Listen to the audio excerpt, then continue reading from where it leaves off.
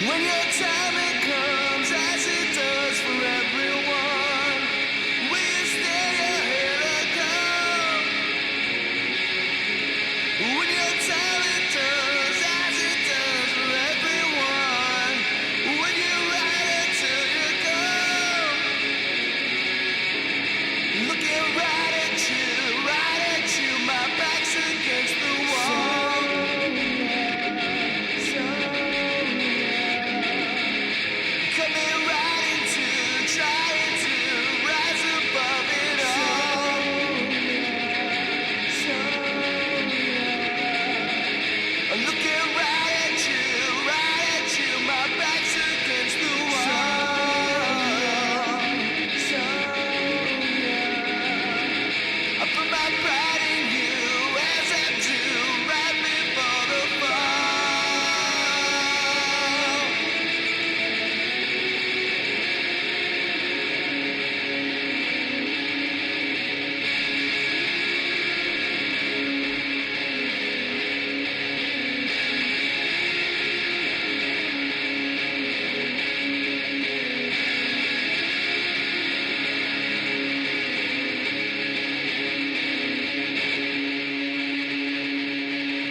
Sunday bonus.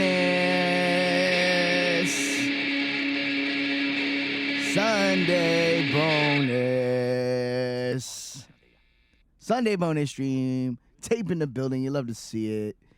That's the kind of shit you get to open the show on a Sunday bonus stream. That is a new demo called Sonia. Maybe an August on Sunday song. I don't know. We'll see. If not, it'll, you know how these things go. Maybe it'll turn up on a Danny Axel solo record. I don't know. But that's some new grungy punk shit I made. Feeling good about it. Let's get right into it. Hype. Oh. What up, Tape? How you doing today, Papa? I'm gonna take your personal counsel on this. Is this an addendum to the previous episode, therefore we continue with our pimp suit?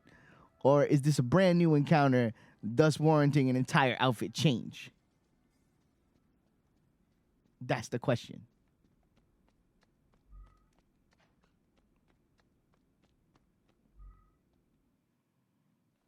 Sunday, bloody Sunday. It's a U2 household, baby. Pimp suit is pretty iconic. All right, we close out the pimp suit. Let's go. That makes it even easier. Now all we got to do is make a phone call. So I stopped directly after the internet cut out, so I have not made the phone call yet, so we good. I'm not seeing the phone number in the thing. Why would I not be seeing the phone number in the thing? Oh, come on. Really? Really? It counts as a whole mission. I got to go do the... Guess we're going back to the police station. Let's go then. All right. Fine, we'll do it. You know what? That's probably poetic anyway. Do it all in one go. We're going with the Danville. Why? Because that's my name. Oh, is it in the phone book? Maybe it is. Hold on, let's see. All right, actually, no, I don't want the Danville. It's ugly. I want, like... Ooh, you know what? Give me this Jeep, because it's on brand. Let's go. We'll rock this Jeep right here. All right, let's see. To the phone. Oh, maybe it's in a phone book. You're probably right. Yeah, you're right. You was right the whole time. There it is. Bam. You love to see it. Let's go. How you doing, player? If you've gone through Troy's files, you know that Julia set you up. Meet me at the old church, and I'll tell you where to find Julius. Let's go, baby. Let's go. So, if this gets wrapped up real quick, if this is really just like one mission, this might be a hangout stream. I might do some Dark Souls 3 or something. I don't know. I might just keep playing for a while just because I kind of feel like being on today. Got some stuff going on in the personal life that's making me feel a certain type of way. And this is a nice distraction from those types of feelings. Actually, I probably should say professional life, not even personal life. Personal life is pretty good, actually. How'd it go? Dark Souls 2, Session 1. Talk to me.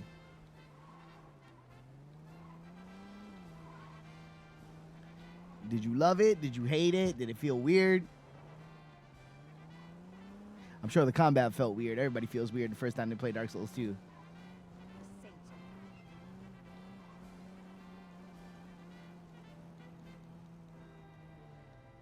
It went kind of smooth, not gonna lie. Nice. That's because you have Souls experience.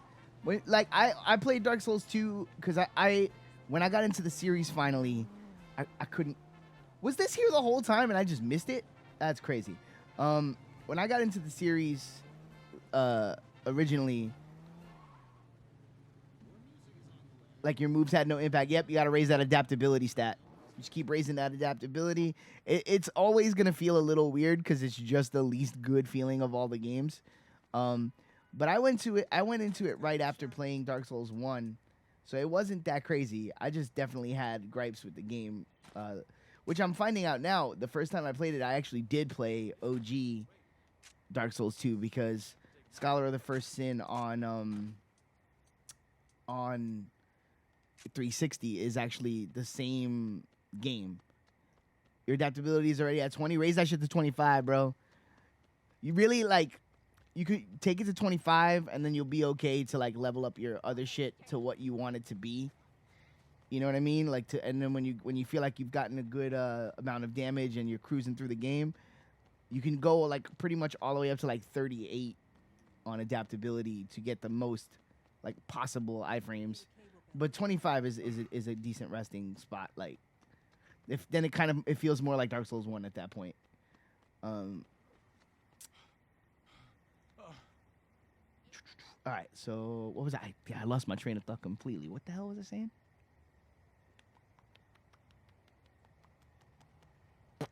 Doesn't matter.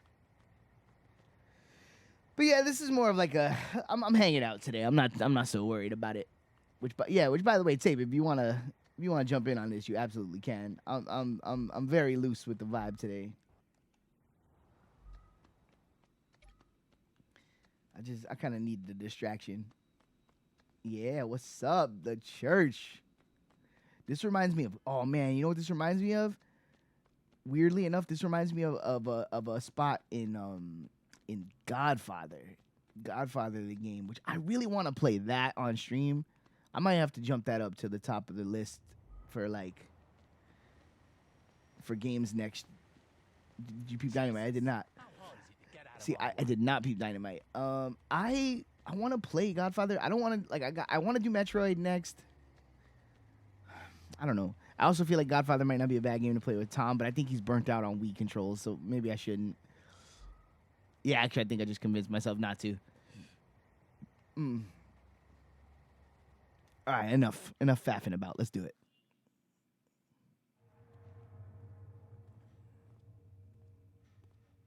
So is this just one mission to the finish?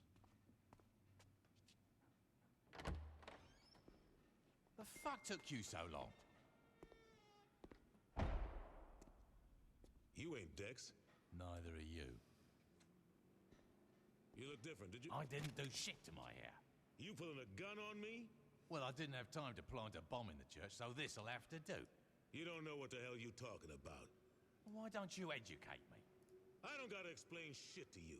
Well, this is where we're gonna have to agree to disagree. Why don't you just put the gun down? We both know you're not gonna use it. Not yet. Got him.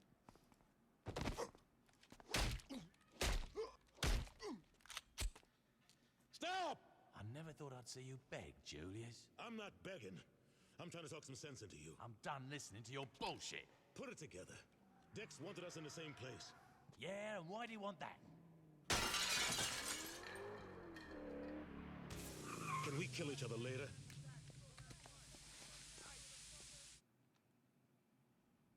Sick. Let's go. Dex sent the Masako.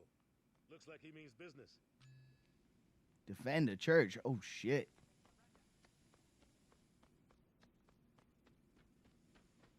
Oh, shit. Way out any other way.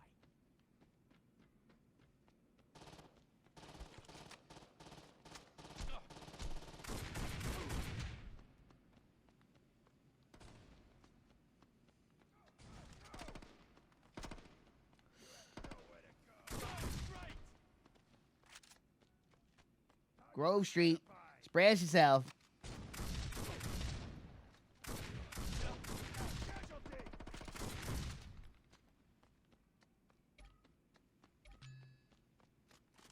Okay, fair enough. All day. Let's go.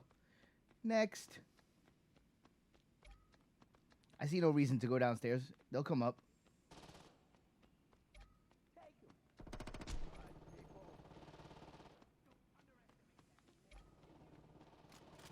Come up. No, you're not coming up. All right, fine.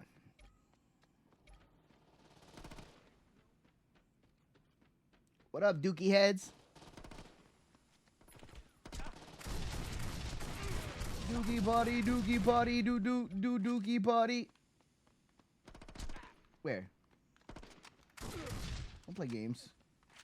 Don't try to use no hypnotic spells. Oh, we got some upstairs. Let's go. Chill. Shouting out. I don't like when they show up and start shooting you. Like, relax. You have no dominion here. This is my house.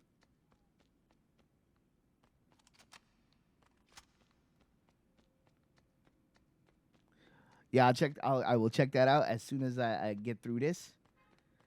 Do.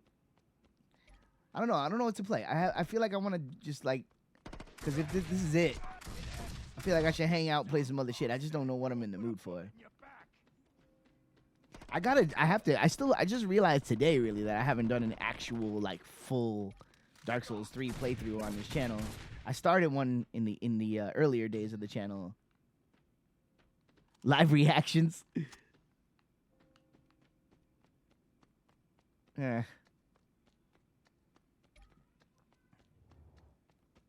Let's go. And then I did a lot of co-op Dark Souls 3 with Misha, but never like a full-on just Dark Souls 3 playthrough.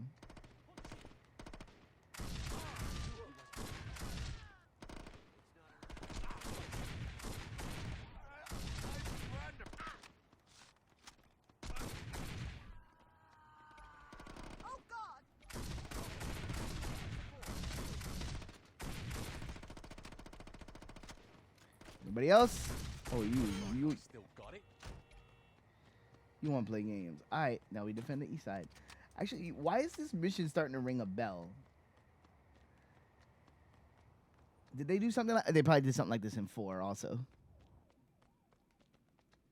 I'm like, I know I didn't play this. Spinball Sunday? Oh my god, y'all want to see how bad I am at Sonic Spinball? I'm pretty bad at it. I do love that game. I played the shit out of that game back in the day.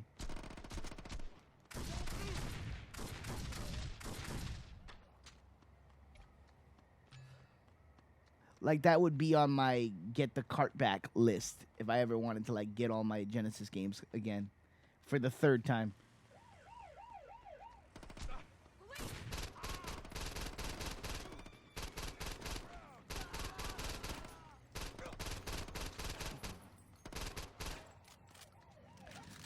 All my friends know the low rider.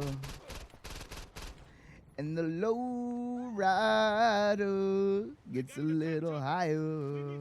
Oh, god damn it. Gotta take that fucker down. Get up. Run. Oh my god, get up. This is too much. No, stop. Where's my boy? I gotta get him up. Revive. Okay, and immediately run. Run now. Run right now. Run right now. Run right now. Run right now. Yes. Okay, back in the church. Okay. Get out the rocket launcher. Because, of course, it has to go down this way. It's like, what other way could it go down? Wait for him to stop shooting rockets.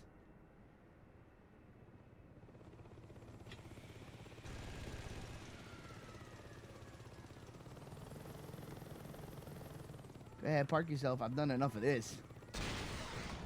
That. Checkpoint reached. Beautiful. This ain't over yet. Let's get to my car. Well, that's the best Altor can throw at us. Easy peasy. If you got a Saturn, I recommend 3D Blast so you can play the good half pipe bonus stage. I'd have to burn 3D Blast. I don't have it ready to go. What do you say we get the hell out of here? You shoot. Oh, I love I'll that. drive. I love missions when I Sounds get to like just a shoot. plan. I got some hardware you might like in the back seat.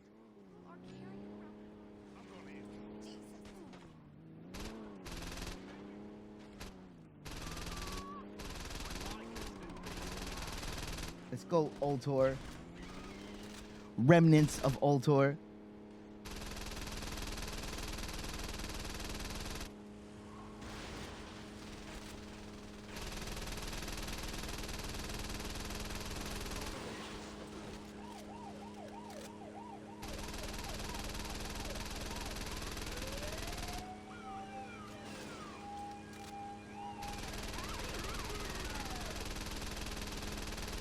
Keep running, you wankers. I like how he said wankers instead of bitches. That was cool.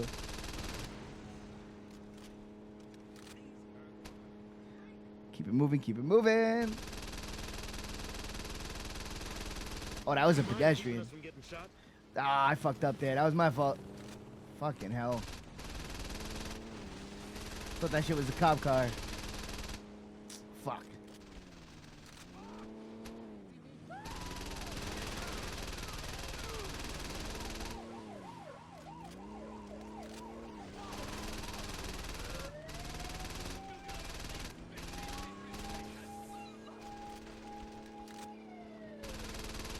Right, I remember that.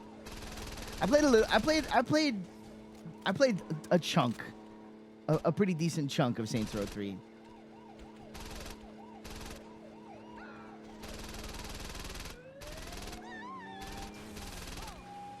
Which I could do that. I could just like pop that shit on right after You don't this. get together. We're both gonna die here. I think I have it on PS4. I'd have to download it. On my PS5. We are, or I could actually just play it on PS4.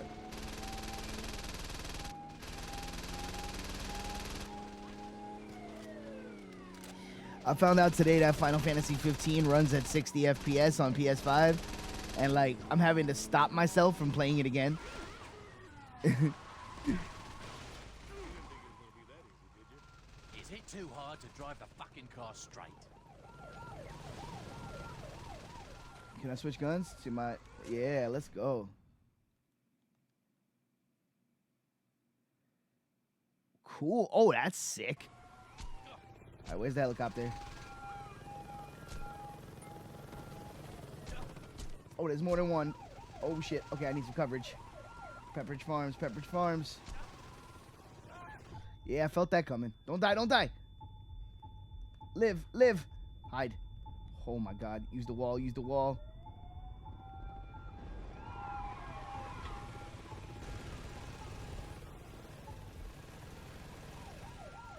Where the fuck is this thing?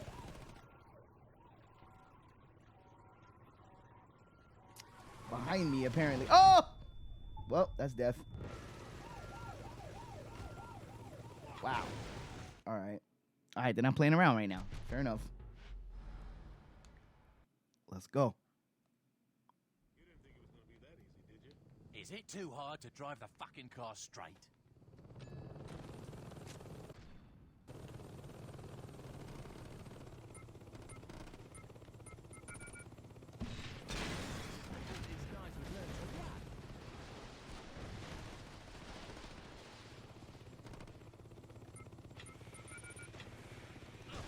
Fuck! I had it.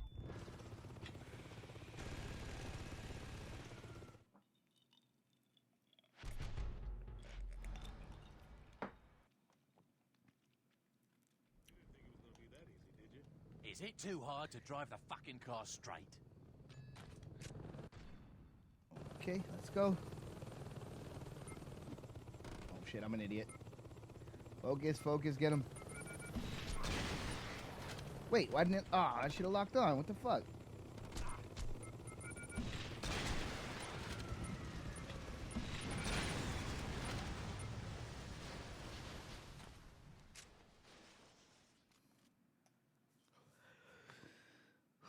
No problems. Just like old times, player. Yeah. Oh, got him. Jesus. I thought we were past this. Not by a fucking long shot. Don't you get it? The Saints didn't solve a goddamn thing. Drugs were still being pushed. Innocent people were still getting killed. All we did was turn into vice kings that wore purple. Jesus Christ, you sound like a pussy. I sound like someone who's not a sociopath. You want to be the killer with a conscience? Fine. Drop your flags and write a book like King, but you never should have came after me. You telling me, if I would have asked you to walk away, you would have said yes. Fuck no, this is my city. Jesus, you haven't learned a goddamn thing. Wrong. I've learned that being in charge is better than being a bitch who keeps his mouth shut and does what he's told. Your time's over, old man. What's happened to you? I woke up. You owe me, player. If it wasn't for me, you would have died on that street corner. Oh, If it stop weren't it. for you, I wouldn't have been in a goddamn coma. But I guess that makes us even. Not really. Got him. Hell yeah. I kind of want to. This is really making me want to play Saints Row 1. Is that available? I probably asked this already. Is that available on fucking PS4?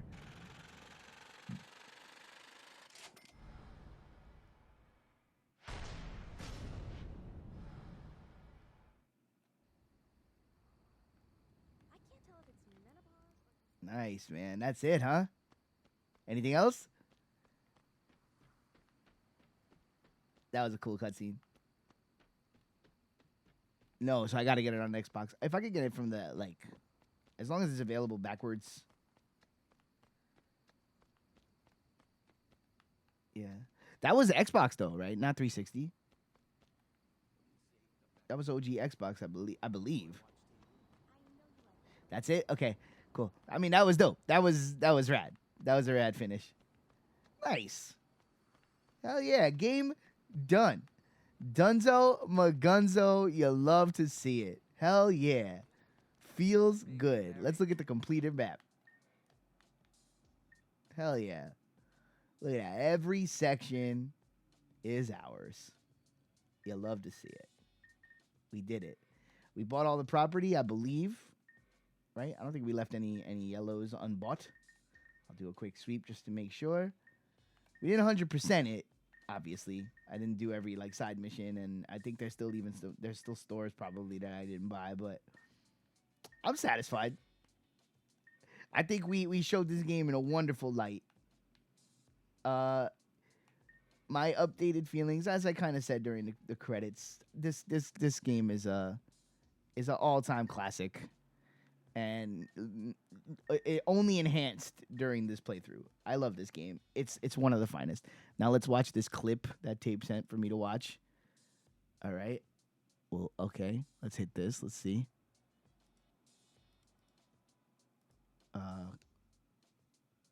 Okay. I see Lance Archer climbing to the top rope. Get a little bit of volume in there. Oh!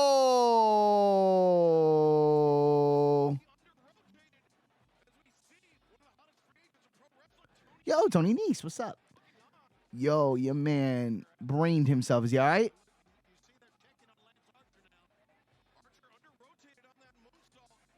Is he all right?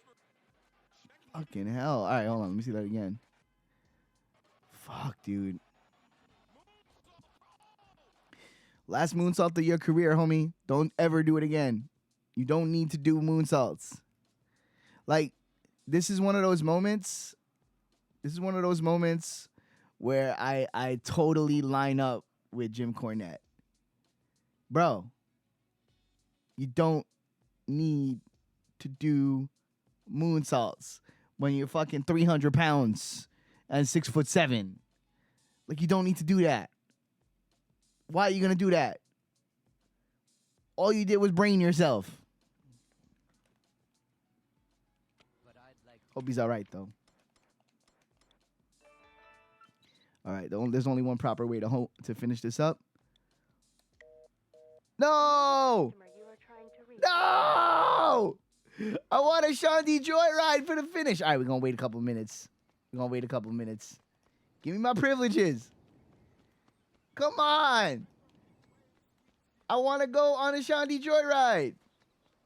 What other way could there possibly be to finish this up? Take a stroll through the city with my baby. Come on. Nah, B. Nah. No. Nobody's fault but mine. All right, let's try it again. All right, phone. Shandy, come on. There we go. I should make it, but I'm really baked right now. Do it, girl. That area was a no-call area. All right, we can't take your car because we got to get a convertible. Oh, right here. What's up? Yo, excuse me. Excuse me, I need your car.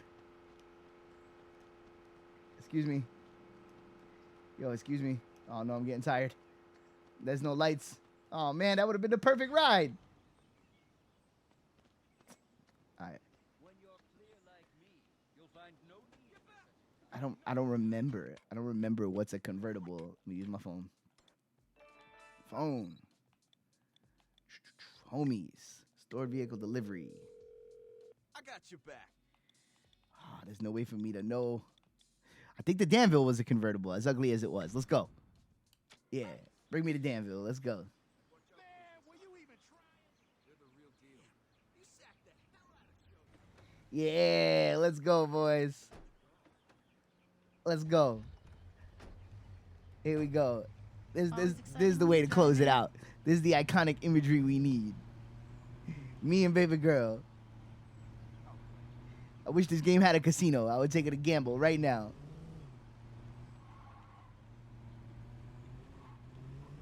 Where we going? You know what? We'll drive to the hideout. We'll drive to the OG beginning of the game hideout. And that'll be how we end it. Let's go.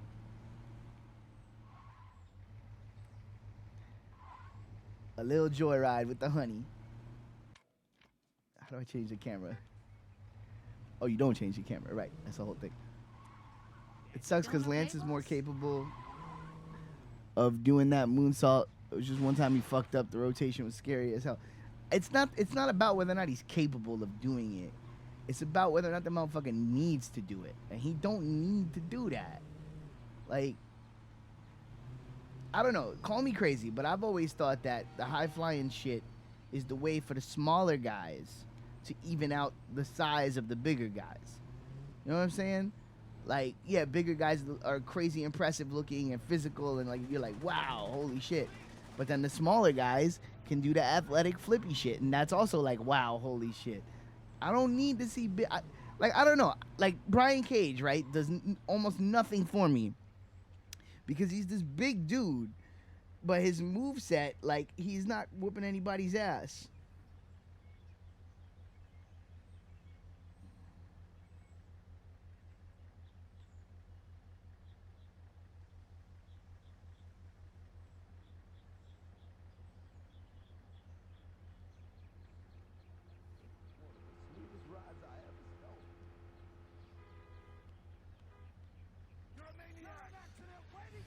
Anger Okay, issues? let's go.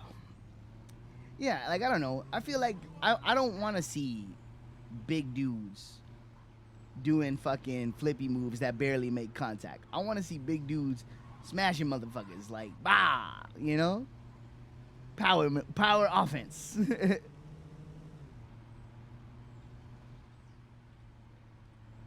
Look at us, man. Saints Row 2 in the can. That came out of nowhere. It feels good. It feels good. I'm happy about it.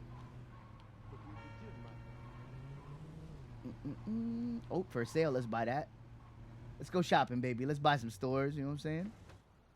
Ooh, I could drive around and literally buy every store I haven't bought. That could fill out time. Purchase. I'm somewhat okay with bigger guys being able to do just because the smaller guys are gonna be able to do that with speed. Guys like Dante Martin, Leo Rush are fast. Yeah, but that's my whole point though. That's how those guys even out with the big guys. If you got the big guys doing all the flippy shit, then what's left for the small guys? That's my whole point. It's not enough to just have more speed. All right, you know what? We're gonna see how tenable this is. I kind of like this actually as an idea.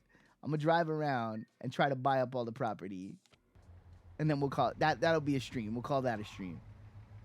Me and Shandi on the road buying property. Let's go. I don't know if you get a Papa trophy for all of the if you buy everything, but we'll see. I got a decent amount of money on me. I think I got enough to do it.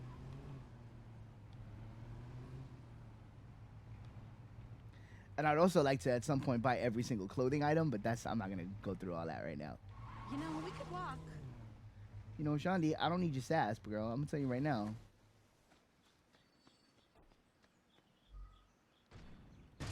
Boom. You know what? Let's buy a new... No. Save the money. Save the money for the properties. Don't get too fancy. I was about to make a mistake right there.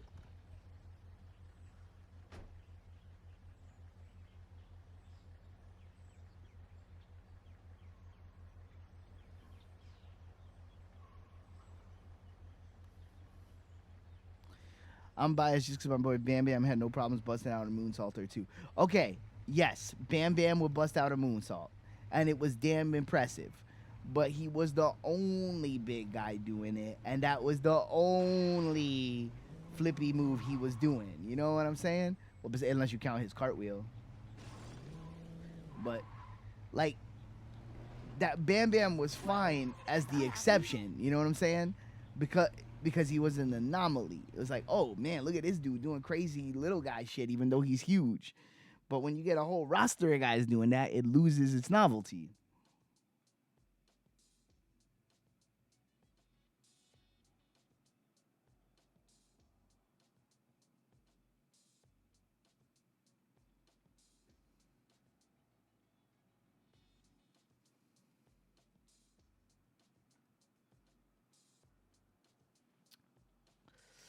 All right, let me just stay with this for right this second. And sorry if I'm a little distracted, but like I said, I got some shit going on.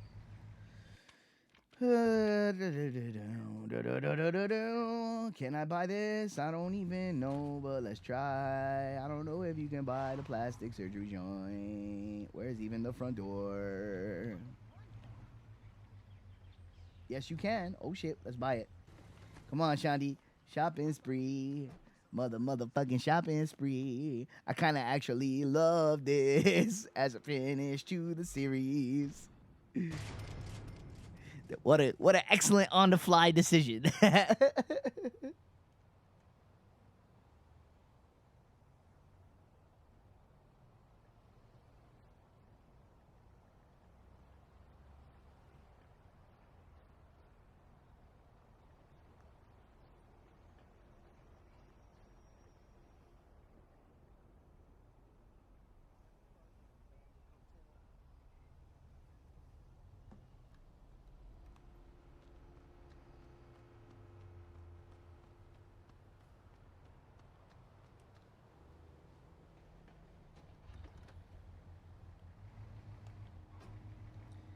Right, next, let's see. Cool. So I actually have a little bit of a marker because you get the discount if you bought it. So if I don't see the discount, go drive there. Got it.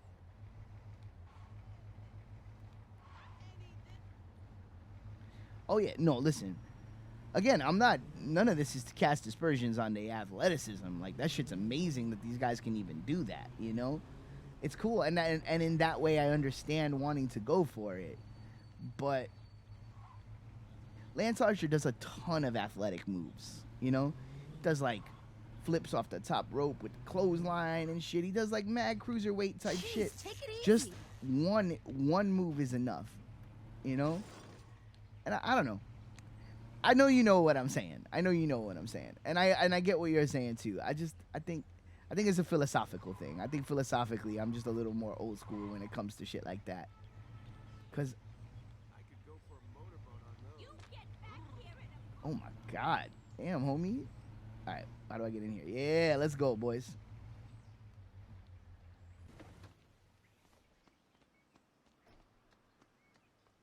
Come on in. Okay, where's this burger joint at? Oh my Jesus. The level of disrespect. All right, where in here is the burger joint though? Oh, I hate when you go inside and there's no, you can't go in on the map. Their best house is Miro. Yeah, well, Miro's really talented. Miro is fucking great. There's a burger joint somewhere in here. And yeah, let's go. Burgies.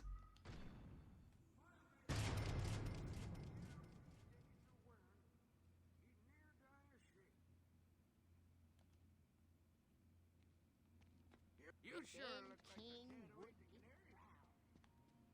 Well, still water's almost clean. Construction costs were worth it.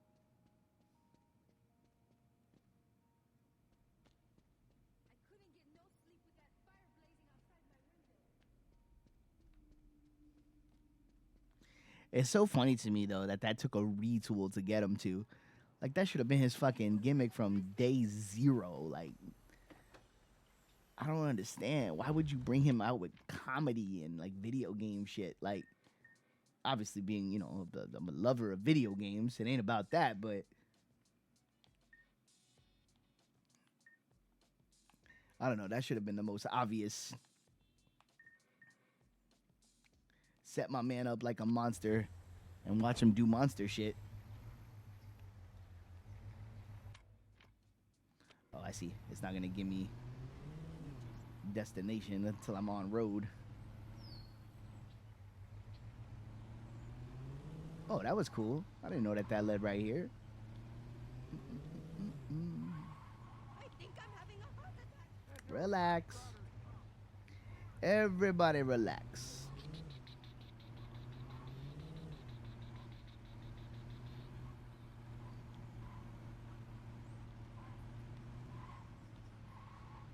Just so we're clear, I'd like to not die today. You know, Shandi, I don't always need your comments. This is supposed to be a victory lap. Why aren't you praising me? Oh, I should put on the talk station, actually.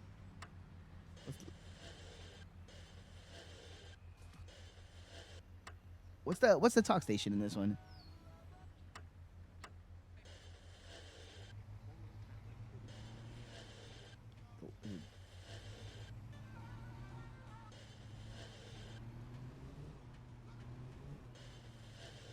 No. Is there a talk? Maybe there isn't a talk station. All right.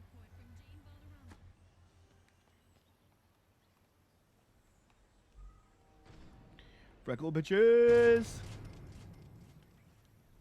They don't have a talk station. All right, bet.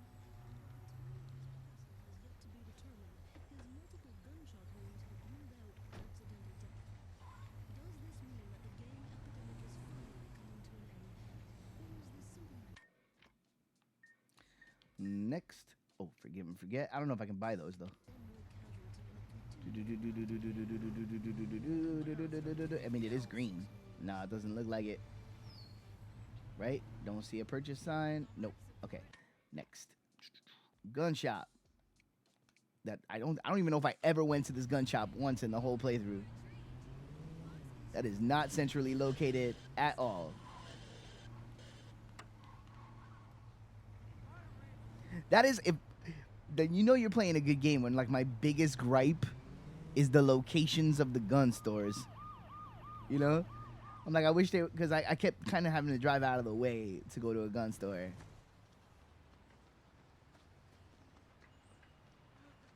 Purchase. Get out of the way.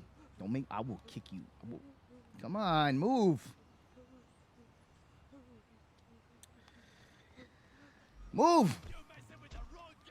Move. What happened?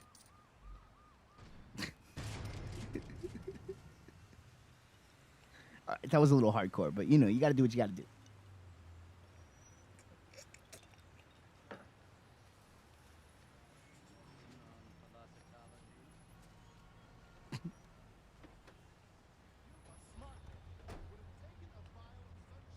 All right, let's go. Brass knucks, let's buy that.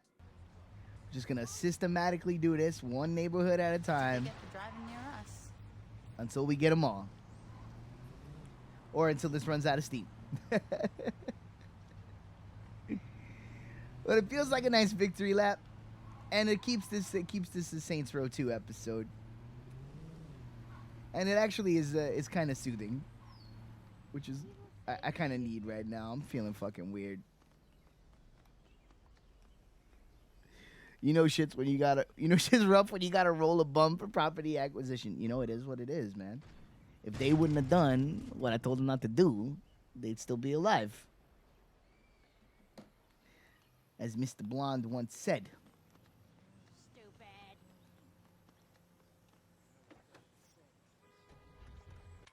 All right. So we got that one. We got that one. We got this one. We got that one. We got this one. We got that one. Yeah. Got this one? We do. Got this one? We don't. Let's go. Making our way around. Look, we got this whole section of the map taken care of. You love to see it. It's not going to take that long. Let's go. Saints Row 2, baby. People didn't want to get hit, they'd stay home. And then one day, and this will lead me to the inevitable 100. This will help me in my quest to inevitably 100% complete this game, which I will do at some point in my life. I gotta hunt them CDs, man. Might need a map for that, though. You have been purchased.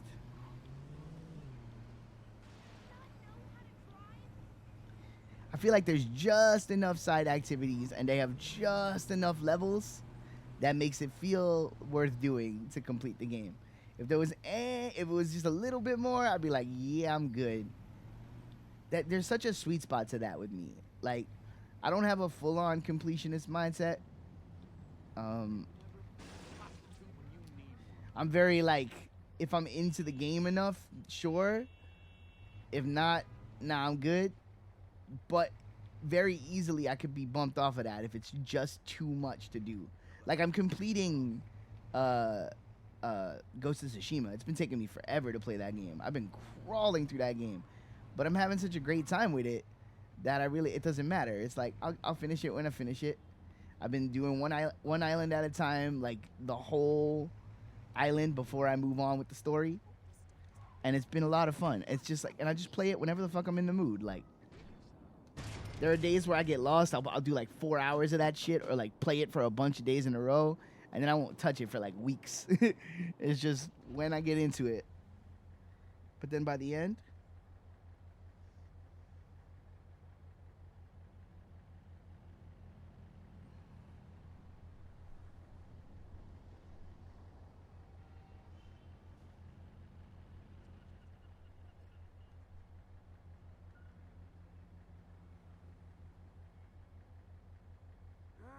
To be 50 years younger.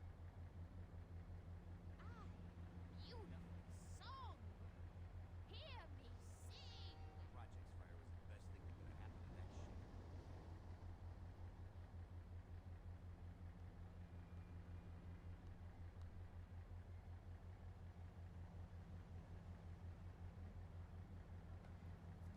what do you think? Who do you think is taking the tournament at full gear? I got a good feeling next world title feud for Hangman is going to be Moxley. That's cool. I would take that. Who's in the tournament? Just refresh my memory. Okay, we got that. We don't have this. Oh, it's an out of the way one too. That's all right. Let's go.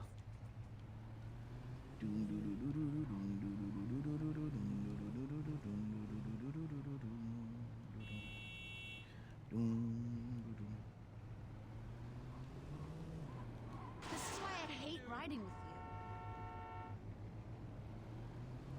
You know, Shaundi, it's kind of mean. Hate is a strong word.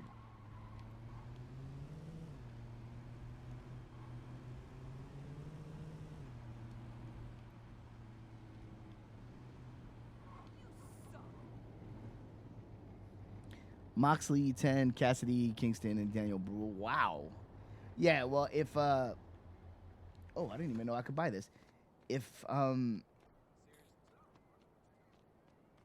Hangman wins the belt, right, then there's no reason for Moxley, for Bryan to win, because you don't want to do that. That's not the vibe.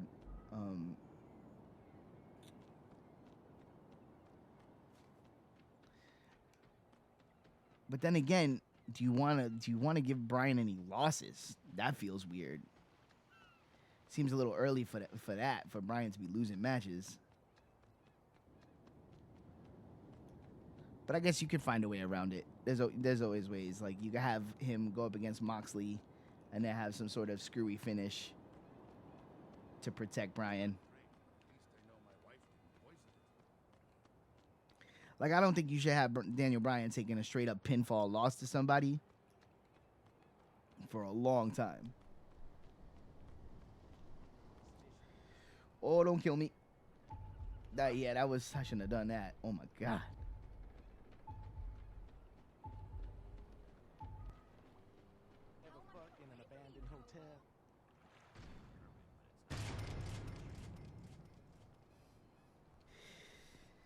Yeah, but it's too soon, though. You know what I mean? Like, you can't have Daniel Bryan get pinned until it matters. Like, the minute he loses to one of the guys, then he's just one of the guys. Like, obviously he's one of the best, but you can't just give him a loss like that in a tournament. No. And also, because that's his whole like actual gimmick, is that he's like the illest wrestler. He's geared towards winning tournaments, you know, like that's an easy win. That's his wheelhouse, because tournaments are about wrestling. You know, you gotta plan that shit out. You can't just be doing shit like that.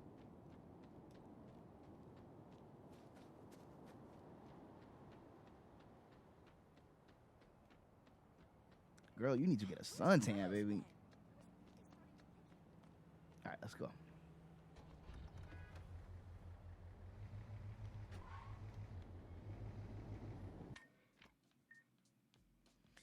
Do I own you? I do not. Let's go. Buying all the property. It's funny because when I was playing this like as an active game, I drove all these roads all the time, but didn't notice these properties enough to stop and buy them.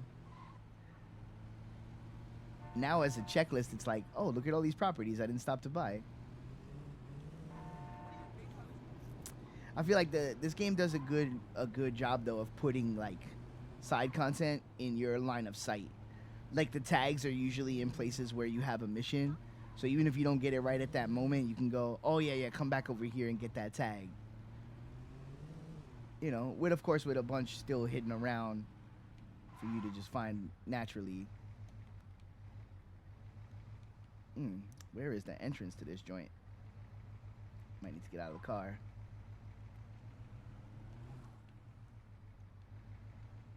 Huh. And through here, probably?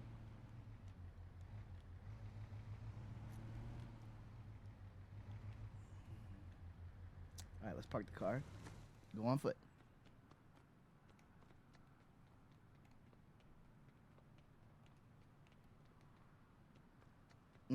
Can't buy it. What? Can't buy it. Or maybe it's inside this. Yeah, there it is.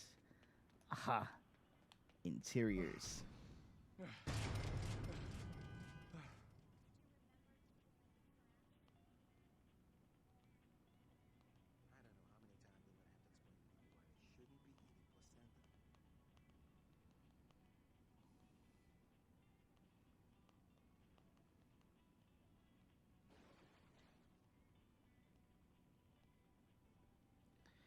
Moxley is also slowly turning heel too, so if they want to keep his momentum, he's gonna need that win. Yeah, no, Moxley winning is fine. You just gotta protect Bryan in the process. Damn! You want me to fuck you up? I mean, Moxley in AEW, Moxley is a big star. You know, he's one of their guys. I love Mox.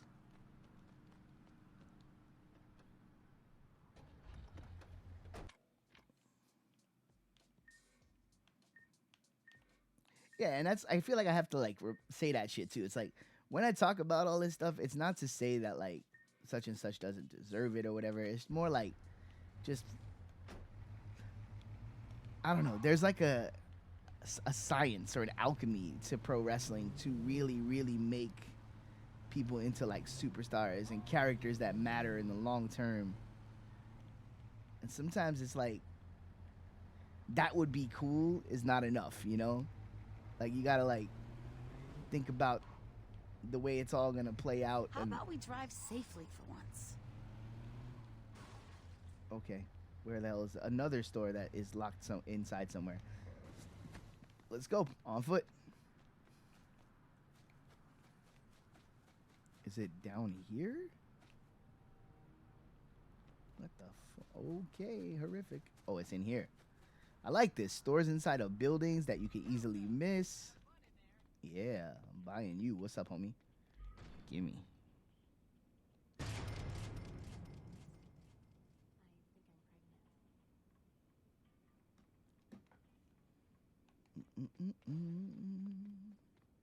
That's not inherently bad news. You know what? Let's get a different ride. Oh, Shandi's back over here. She got confused. What happened, Shandi? You got confused? Come on, girl. Don't worry about it. Shandi, you confused again? Shandi, don't get confused. Oh, she's like stuck now. Oh, Shandi died, guys. Shandi died. Come on. Come on, we'll go to the road. You can do it, girl. Come on.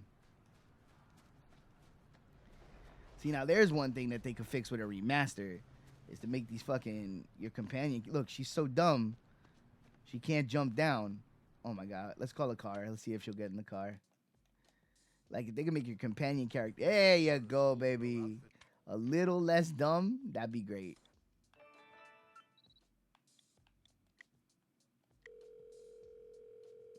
I've been waiting to show you what I can do. You know what? Hey, Bulldog! It's really the only proper way to go out. I think I'm gonna leave my turn signal on for a while. Shit. Why not, right? Our car of choice for most of the playthrough. Might as well go out with it. Hey, Bulldog!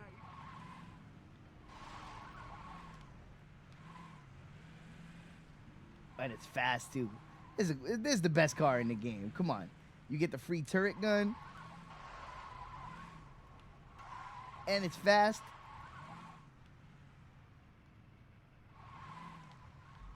Oh, is this joint not for sale? Oh, and there's a tag across the street. We're going to get that. Hell yeah. Playing cleanup is fun. Playing cleanup is fun. All right. I better not see no gang activity, though. We run this. Yeah, this better be free. Exactly. No meters of any kind.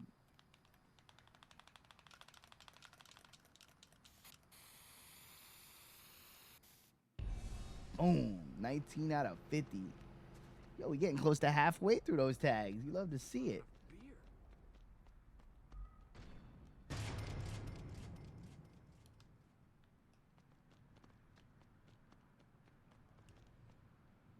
And again, all this will make it easier for when I decide, when that moment comes, when I'm like, you know what I want to do?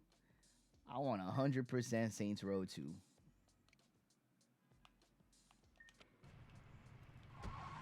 Feeling okay? That gets me every time.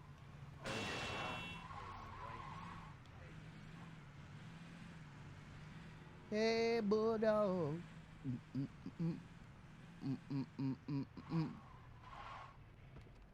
Boom, let's go. Making copies, buying properties.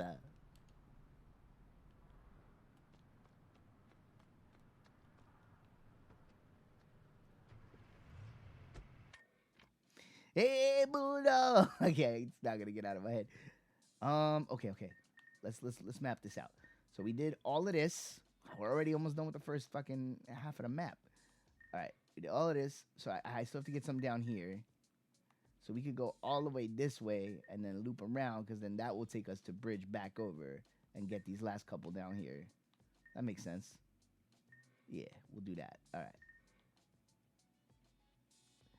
Is that your go-to? No, I like Within You, Without You, Eleanor Rigby. I like the more trippy shit.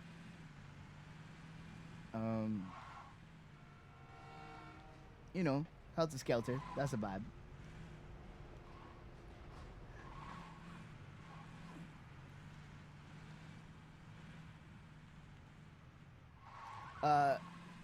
Yeah, Revolver is probably my favorite album.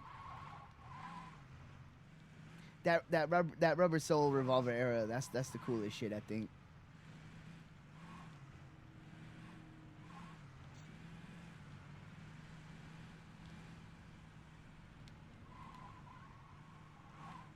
Mm-hmm.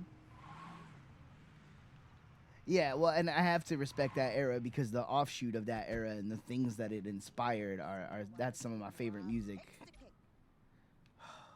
Whoa! We ain't going out without a fight. Outta here.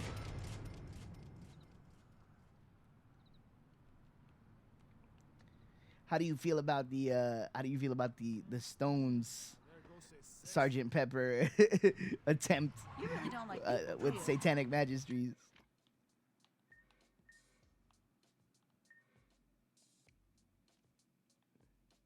I have a lot of love for that ridiculous album, and it is ridiculous. You will find me constantly yelling for no reason in the Citadel. It's so stupid. It's such a stupid album. You know, we could walk. We could do that, and then they do that, and then they couldn't. they couldn't do it. That's why I love the Stones, though. That's why I love the Stones. The Stones is like, yeah, fuck it, we'll just do that. And it's like, nah, please, never try that again. It's not good. It's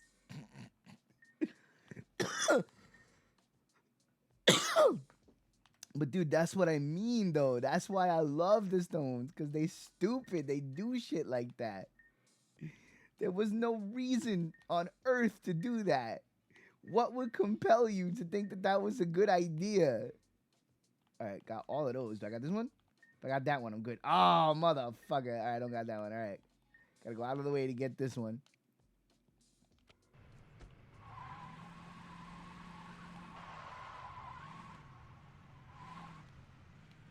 Yeah, because right, the Stones are not that band. Like, you know, you always get points for I'm that dude that I'll give an artist points for trying something out of their comfort zone, even if it ends up being a terrible idea. Like fucking when Chris Cornell did that album with Timbaland. Oh my god, it's embarrassing. Like, it makes my face hot to listen to it. But I respect that he went for it, you know? Like, ooh, that's a bad idea. Fucking Part of Me, you know that jam? I said, no, that bitch ain't a part of me. Oh my god. Terrible. Terrible, terrible, terrible. But I respect that he went for it, you know? Well, that happened. The Beatles could never write a song like Gimme Shelter, yo, for real. We used to cover it. That was a staple of our live show in the early days of August on Sunday. We used to do Gimme Shelter.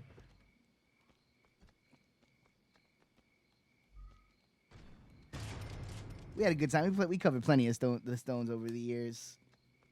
I would say the Rolling Stones and Pearl Jam are probably the two most covered bands by August on Sunday.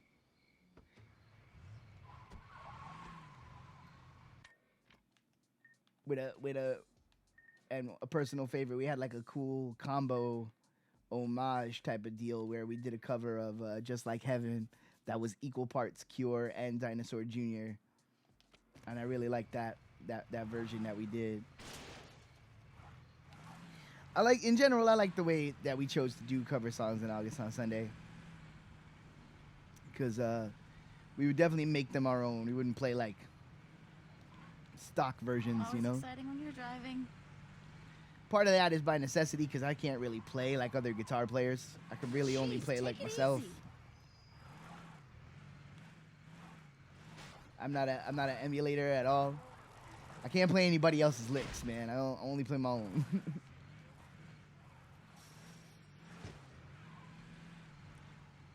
So that was always my cover song philosophy was always look at the chord structure of the song, replace chords that I would never play with chords that I play all the time, and then all of a sudden it starts to sound like the band, you know, our band. Because that's the thing. I feel like a lot of times when people cover songs, it's like they almost forget, like, you're playing the song that is the song by the band you're covering. It's going to sound like their song because it's their song. You can fuck with it like so much and still have the song.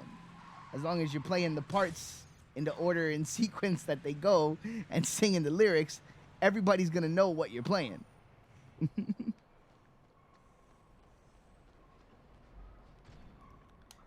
Oh, hello, goodbye. Jesus. That's like some songs I feel like would loop on my mind if I was stuck in a layer of hell. That's one of those songs. Get out of my brain. That is like the Beatles like strong suit to a T, is that they just had that way of like writing songs that get stuck inside your mind. I really like Can't Buy Me Love, actually. You know, I give a lot of credit to the psychedelic era, but that's a great song.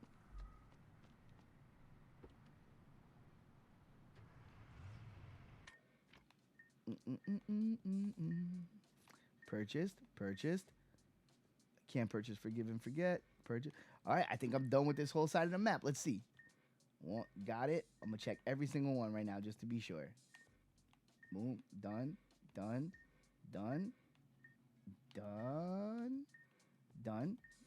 it. Hell yeah. Let's go, boys. We here. That did not take very long at all. All right, driving around, buying up property. You love to see it. And then we'll go back to the house, and we'll get ourselves the final payout of money, and that'll be the stream. Got this burger joint. Got this right here. Yep, everything's Gucci. I remember getting all of these. Just making sure. The only way to be thorough is to be thorough. You can't half-ass thorough. Which, my God, if that ain't the fucking life advice of all life advices, you can't half-ass thorough. Oh, see? We missed one. Aha. And we missed this jewelry store as well. And, oh, this whole little section right here. Okay. We'll get those. And then, do we need to get this one? No. So this is it. Just these three right here. And there we out. Nowhere Man's cool.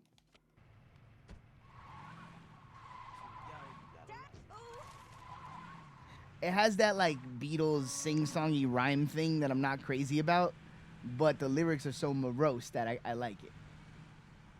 You know?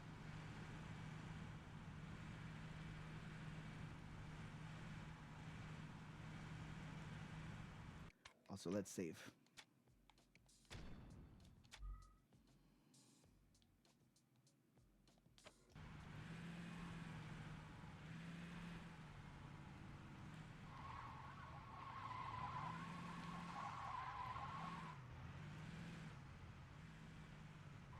How about we drive safely for once? Where's the fun in that?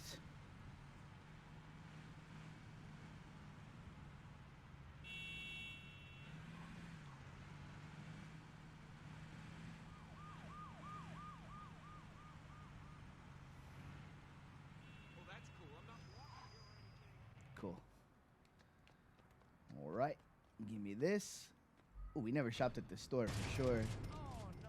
Hell yeah. I'm late for my... All right. And then I guess, where's the next one? Let's see. Close quarters. On thin ice.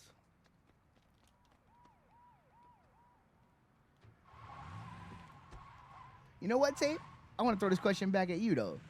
So what's your least favorite Beatles album and like your least favorite Beatles song? Since you're such a Beatles guy, I think it's more interesting to know what you're not crazy about.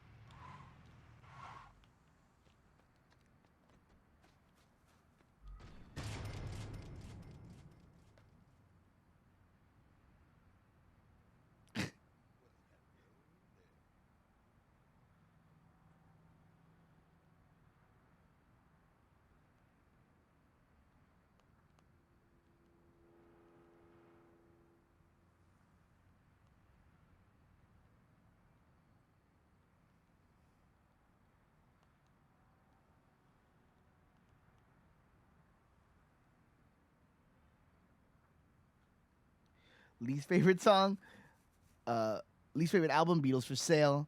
Least favorite song, Maxwell Silverhammer. I'm with you there. That song. Oh God. Oh God. That's a rough one. Again, it's gonna be inside your brain. It's gonna be taking over your mind, but you're not gonna be happy about it.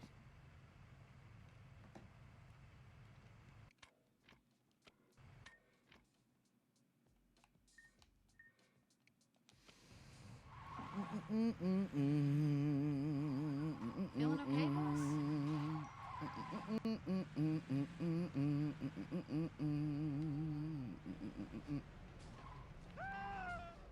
Now, why is this grocery store so much fancier than all the other ones? I want to go in here real quick. Oh, this is a nightclub. Oh, I thought this was a grocery store.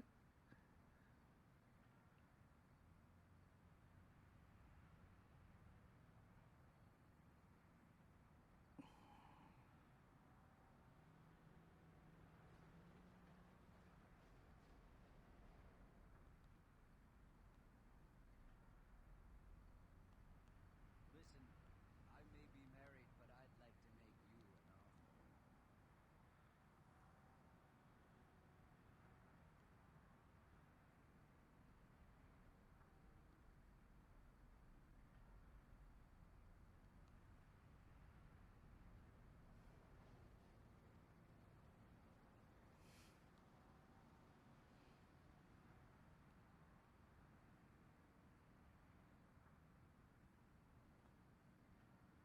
Sorry.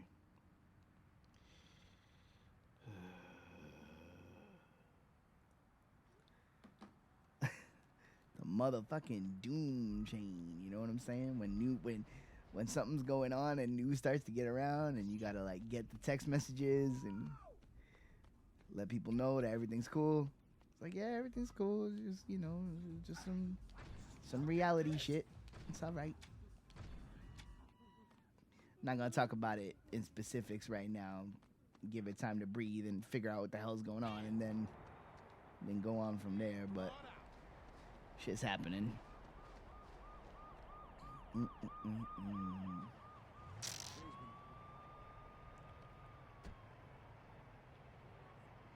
That's a lot of lackluster songs and covers on it. You can't really say anything about it. It's just kind of there. Well, they put out like a crazy amount of material up front, right? They were just like dropping an album every 6 months or some shit, if I remember. All right, let's go. Cross the bridge. Boom. Oh, there's properties to buy out here. Oh, no. Oh, no. That sucks. All right, well, we'll get... Oh, literally just one? All right, we'll get it last. That'll be the finish then, because we're going to need a helicopter to get over there. Or a boat. All right, so this island's done. Oof. Like I said, at any point I could pull a handbrake on this idea, but it's filling out the time. It's making it a stream, and that's all that matters. Nothing to it but to do it, baby. What was it I said a minute ago? You can't half-ass thorough. Really like that. I'm gonna start using that as a mantra. You can't half-ass thorough.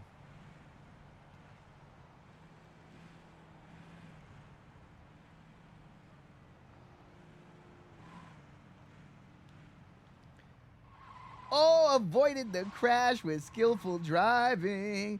That's another gripe I have with this game. I hate the AI on pedestrian drivers in this game. I feel like They literally just throw their cars in front of you constantly. And I get why it's like that, because they're trying to, like, you know, put tension and drama into the missions. But it's like, sometimes it's just so irritating.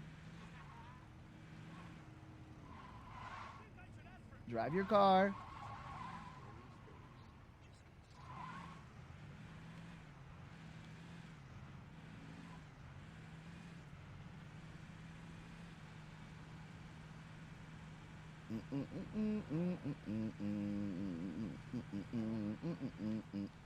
Oh, don't you dare.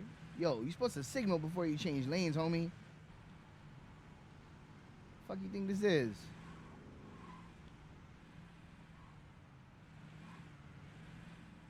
Rocking around the Christmas tree, have a Christmas party hop. Holy shit, it's already gonna be that season pretty soon. And then we're gonna hear all the terrible songs that we don't wanna hear. I agree with you. I would take Octopus's Garden any day before Maxwell's Silverhammer. I'm right there with you. I actually like Octopus's Garden. Again, there's just, I'm not like, you know, I'm not in love with the whimsical side sometimes, but every once in a while you could throw one in there and it's cool. Like, that one's okay. Because the lyrics, like Octopus's Garden and the Walrus, the lyrics put you there so you can go there. You know what I'm saying? It's not like there was another more serious type of energy waiting in the wings that could have been you know, accessed, and instead they just went all pithy and cute. Because that's the shit I hate. It's like when the song's got a fucking riff and it could be something cool, and instead they're like, look at me, prancy prancy, we're the Beatles. I'm like, fuck off. But if the song is whimsical and the lyric is whimsical and it's played straight like that, then it's easier to take. I love how this is turning into a philosophical breakdown on why the Beatles don't do it for me. Which I feel like is weirdly necessary because people don't like it when you don't like the Beatles. And it's like, yo, what up, Jose? Will you be getting the GTA trilogy? Absolutely, I will be getting the GTA trilogy because Tape and I, of course, are going to be streaming Grand Theft Auto 3. And it took one episode of playing the OG to realize we're probably better off waiting for the trilogy. And then they were like, oh, well, the trilogy's coming out next month. And I was like, oh, well, I just wasted $15. No doubt. Let's go. So I'm hyped. Yeah, I'm hyped to get the trilogy. And that little trailer that came out looks good, man. I think the update on the graphics was perfect. Little bit of modern love. But, little bit of modern love, but still looks like the old school games. Perfect. Modern controls. Checkpointing. Telling me everything I need to know.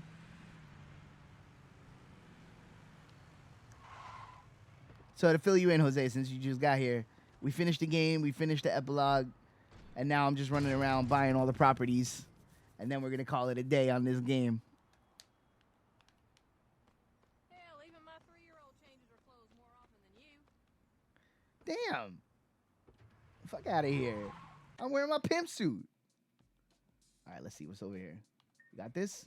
We do. We got this? We do. We got this? We don't. Let's go.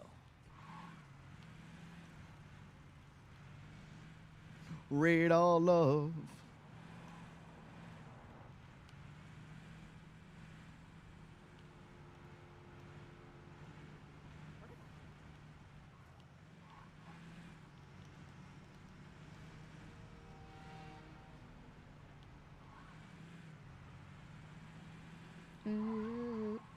Jeez, take it easy. That came out of nowhere.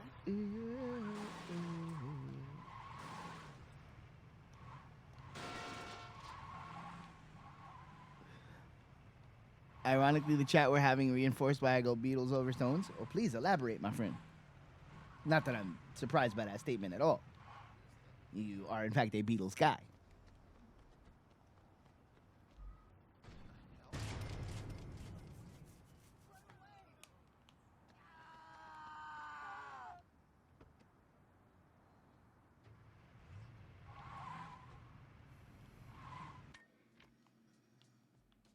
see. Purchased. Damn, didn't purchase this music shop. What's up, dude?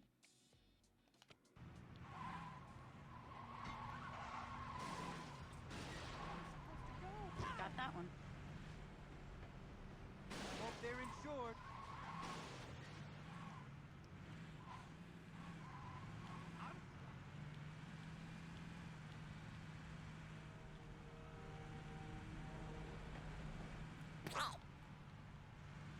I just died in your arms tonight. Must have been something you said. The Stones are consistent at having that one breakout track from albums that are just decent to good, and we're out here debating over Beatles deep cuts. I mean, the Stones got deep cuts too. Don't front. Don't front. The Stones just have more. So there's like, there's more that is not up to par. You know what I mean? They have more music recorded overall in general. So there's more that's non-essential. What the Beatles got? I mean, the Stones got cuts. One thing I like about the Stones though is that they just do whatever the fuck they into at the time, and so they have some shit where they just like trying different vibes on different records, and it doesn't all work, But they put the shit out anyway. We can do this. But they have some records I really like. They have some records that are less regarded that I really enjoy. Like I like Voodoo Lounge a lot. What is blocking my path? Give me the. Can everybody please get out of the way so I can buy? Okay. Move the car. Oh my God, Carlos is. Please move the car. Anger? How about we drive safely for once? There. Get out of my fucking way. I'm trying to buy property. Thank you very much. Nothing is blocking my path. Stop lying. What is... Oh my God. Are you kidding me? All right, we're going to go inside. Can I help you find anything? We're going to buy some shit, and hopefully that fixes the problem. Yeah, let's go. Where's the rock section? Sure. Thanks for not ripping this online. Yeah. No, you know what? We'll buy it all. This song, really?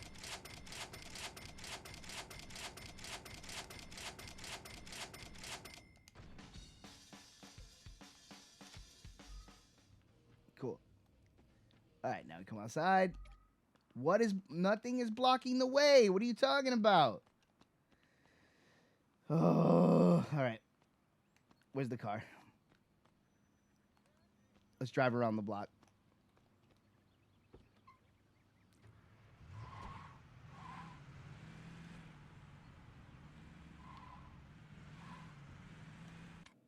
You know what? We'll come back around. Oh, there's nothing else over here I need to buy. All right. We'll drive to the crib. And we'll loop back around.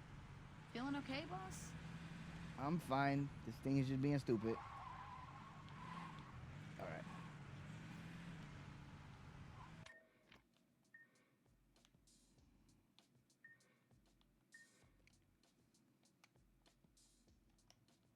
When in doubt, drive around the block, right? Oh, that's not the handbrake. Okay, now everything's gonna relax. Bet. All right, now can I please buy this? Thank you. Jesus.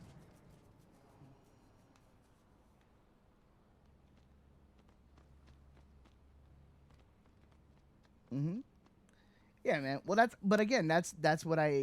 literally what I'm always talking about. The Stones have the Beatles have a very calculated run of recorded music. They put out only the cream of the crop, and I respect that.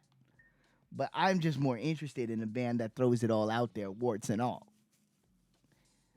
You can just send it to me on Discord. It's fine. That's fine. I can get it from there. Just so we're clear. Or if you have difficulty sending like a larger file like that, you could also just make it unlisted on your YouTube, and I'll download it off of that, through nefarious internet means.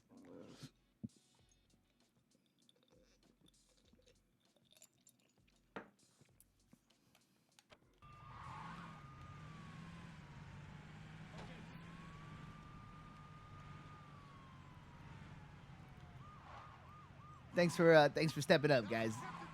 That's gonna I'm promising a fun conclusion. It's gonna fun conclusion to the Sitgate saga.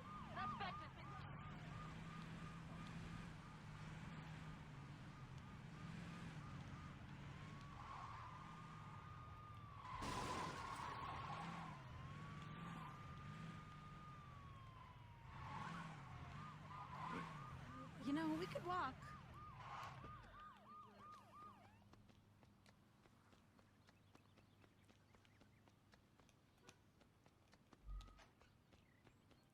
Cool. Oh, no guns.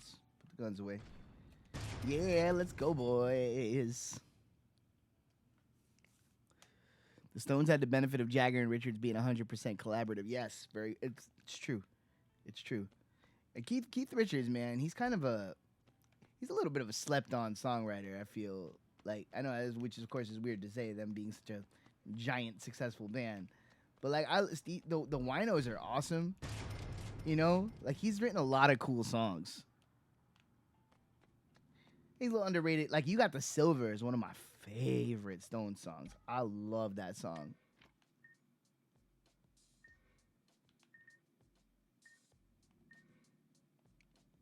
Oh, matter of fact, that's the first track I'm gonna listen to after the stream. That's gonna make my heart feel good.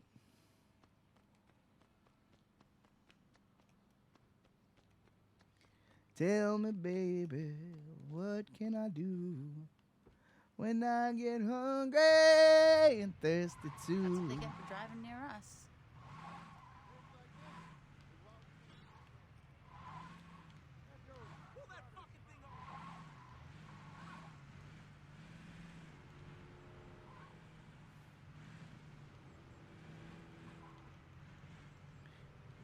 Here's my thing about the Beatles not playing live. They literally stopped playing in the middle of a concert. The crowd were too busy going nuts to notice.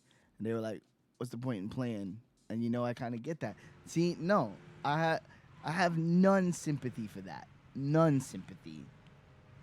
Like, I get that they were that big and it's a once in a lifetime kind of thing.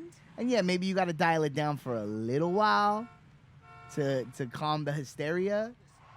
I get taking the break from playing live. I do not get never going back to playing live. There's just no spin that's going to tell me that that's kosher. Bands perform. It's what bands do. You want to call the Beatles the greatest recording artists of all time? Yeah, that's one show. Come on. That's not it, dog. That's not it. You know? Again, this is not to cast aspersions. I'm just saying that there's a big difference between an artist and a band. You know? And the Beatles are recording artists, more so than a band. They had their era as a band. You know? I'm not saying they were never... Hold on. My bell just rang. I'm not saying they were never a band. But by the end, not so much, you know? 2 seconds.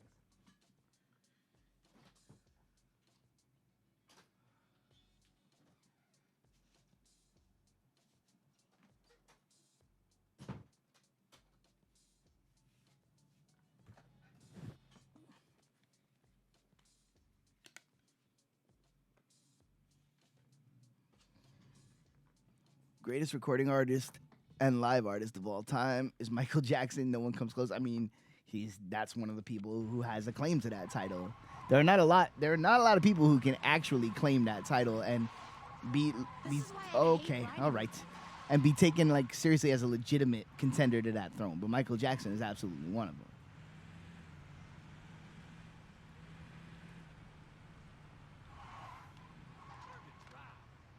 Mm-hmm.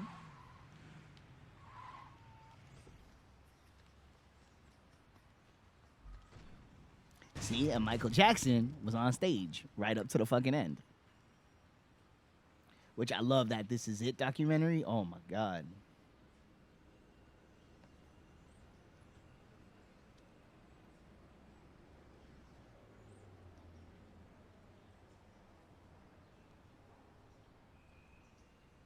I'm not feeling anything.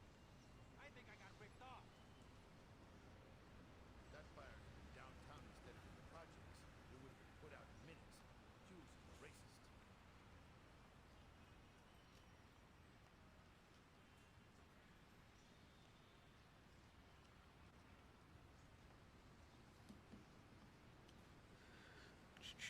They plan on doing a tour during that rooftop era too. Only reason why the tour never happened was because George made a condition for the band to keep going, to keep him on board.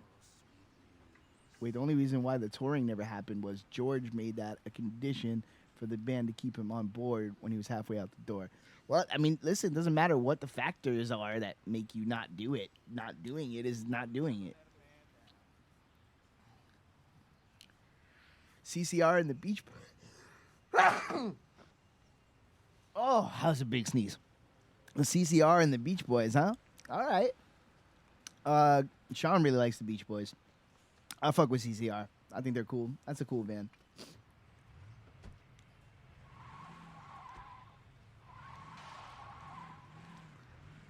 I mean, great, but like greatest band of all time is so like that's the kind of shit. When I was younger, I used to love talking about that shit forever. Like who's the best and who's better and this and that.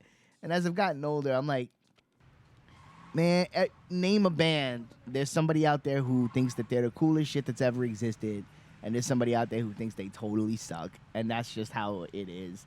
It's so completely to taste, and it's also because I've been alive long enough to see my own tastes change completely. Like there are bands that I was listening to when I was growing up that I was like I couldn't believe weren't like bigger, more successful bands. I was like, this band is so fucking good that now I listen to it and I'm like, oh, I totally see why they were niche and didn't get huge. Actually, it makes perfect sense, you know. So like, and there's even things that I liked at one point that at this point in my life I don't really listen to that much anymore, you know. And so at one point I would have died on the, you know, if you talked to me when I was fucking 13, I'd have been like, The Doors. It's like, that's the best shit. You know what I mean? Like I'd have been like that dude. And now I'm like, I wonder if we draw more fans if we played basketball. you know, I love The Doors. The Doors are a great band.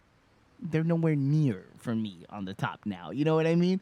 But if you caught me at one point in my life, I'd have been like, The Doors, The Doors, The Doors. Whereas if you caught me when I was in high school, I'd have told you Led Zeppelin, Led Zeppelin, Led Zeppelin, and I will still tell you to this day, Led Zeppelin, Led Zeppelin, Led Zeppelin. You know what I mean? So yeah, it's just it's such a nothing conversation. It's just for the minutia. If you're into minutia, you could break it down forever, but you shouldn't take it so seriously. You know, like you can't attach your life and personality to the shit that you're into to the point where you get offended when people don't feel the same way that you do, because that's silly. You know. Looking good, yo. In high school, I liked the Wonder Years, Rise Against, A Day to Remember, and I thought they were overrated as hell. I still do. Oh, in high school, everyone liked. I see.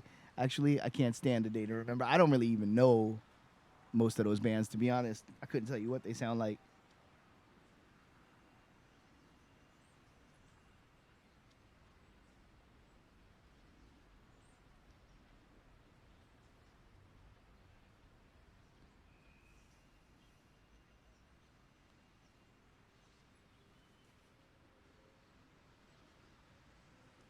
Blood in, blood out.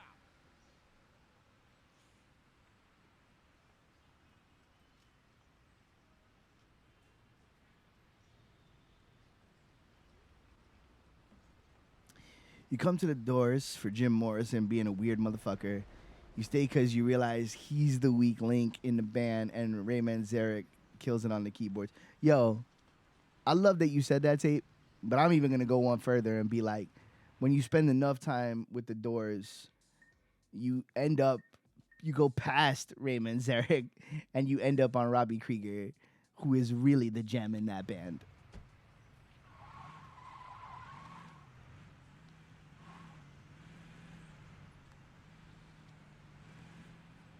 How about about we drive safely for once?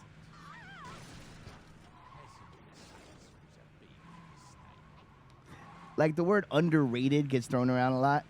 Robbie Krieger is an underrated guitar player. He does not get a lot of press, but that dude is fucking... He's got riffs. He's got vibes. He adds texture to that music, you know? Like, Manzarek is much more showy, you know? He's almost like the lead player in the band, you know? But Robbie's That gets me fucking... every time. Robbie's got the tasty jams.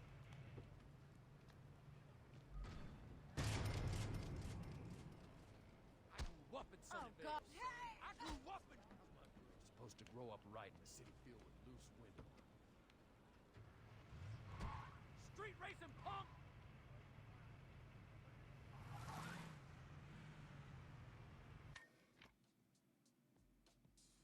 Yeah, right. Well, to me, that's good rock and roll. Rock and roll. I've talked about this a lot in my life. Good rock and roll should be spontaneous, and if you're spontaneous, sometimes shit's not gonna be the clean. You know, it's not about perfect and clean. It's never been about perfect and clean. Oh shit! I'm actually out of money. I gotta go pick up money. Fuck. All right, time to go to the nearest. Fuck, where's the nearest hideout? Maybe I can get this rim jobs real quick. Where's my nearest hideout? Actually, let me just go get the hideout. I'll come back. Definitely got to have money by now.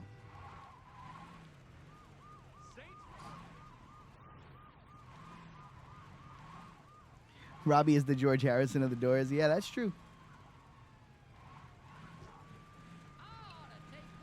Feeling okay, boss? Where it's like everybody's busy talking about the other guys, but here's this guy. But you know, but like I think it's become in vogue over the years to completely shit on Jim. But they're not the Doors without Jim. Like, he's what puts it over the top. You need that motherfucker.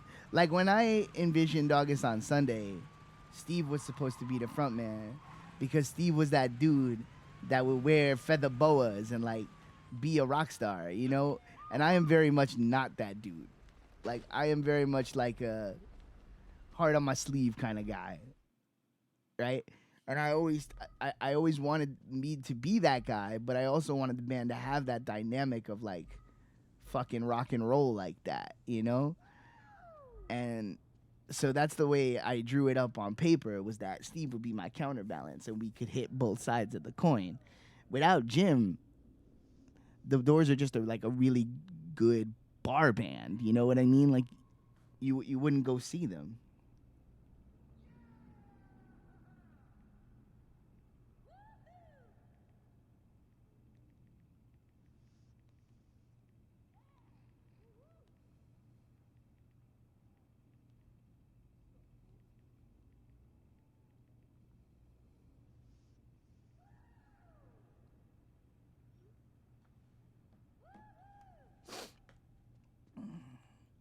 Yeah, the Doors tried continuing on without Jim, and it was bad. Yes, exactly.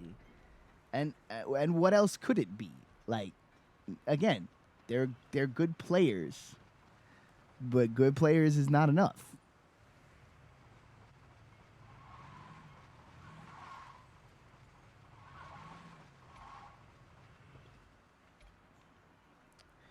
You know, I fuck with some Squeeze. I once put on I once put on Facebook that I would take Squeeze over Oasis, and a heated debate ensued,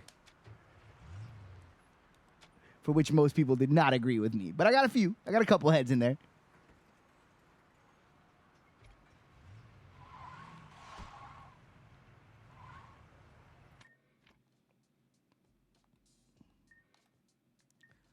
Okay, so we're over here now. Maybe I should just hit up this section.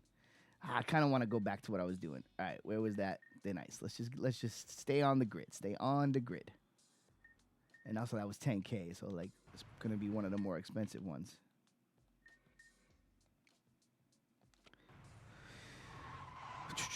I mean, the first two Oasis albums are pretty. Yeah, they are. They are. I'm not hating. Again, I don't know why it always goes right to hating. I'm not hating, but I'll take Squeeze. I mean, I once traded What's the Story Morning Glory for a lunch ticket in junior high school. So if that's all you need to know. There was like pizza rolls and chocolate milk that day, and I was like, yo, you can have this if you give me your lunch ticket. Oh, shit. It's a funny story to tell because I have friends for which, like, You really don't like people, do you? Oasis is like a formative band like that, like, you know, was part of shaping their tastes. And I'm just like, well, you know, I traded that shit for a lunch ticket. It was a good lunch.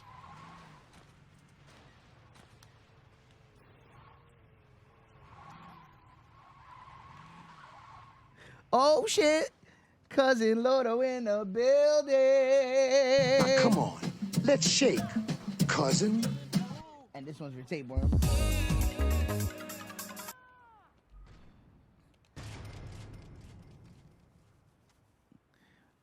But Oasis ain't no Blur. Oh, Blur. I fuck with Blur. Blur's cool. They had a, you know, when I was in high school, they had like that fucking song 2 was everywhere.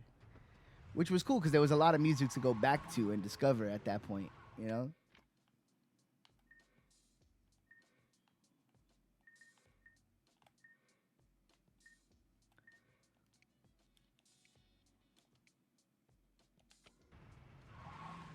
Oh, just literally across the street. Waypointing to go across the street. Move. Carlos. Carlos, move. I don't want to kick you. I also don't want to take you with me. Carlos.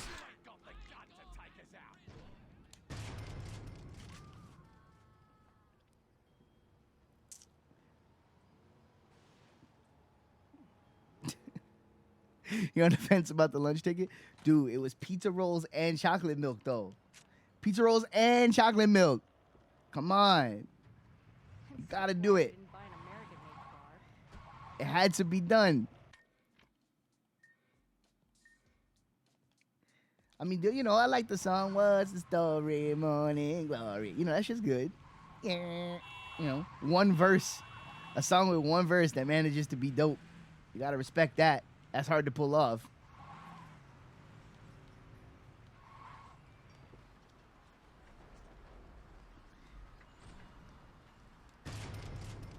Champagne Supernova is a good song. Again, they got a lot of jams. I'm throwing no shade, no hate at all. They got jams. But you know, if you're telling me I gotta pick one band of brothers wanting to kick each other's ass, I'm going with the Black Crowes.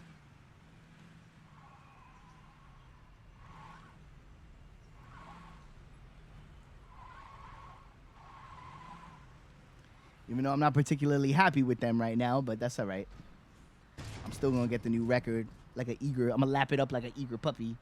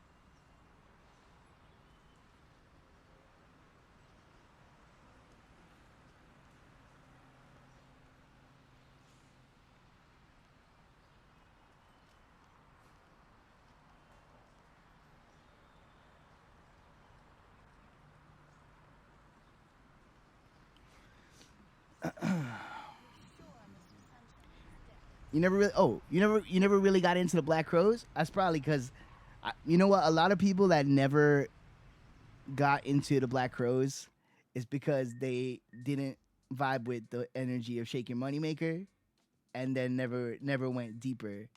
I would say skip the first album, even though it's their biggest album and it's really the music that they're known for. Skip it completely. Go to the next album, The Southern Harmony and Musical Companion, and check that shit out. And if you like that record, keep going. And you could come back to Shake Your Moneymaker at the end. because that album sounds the least like the band, and is really it's like them in diapers, you know.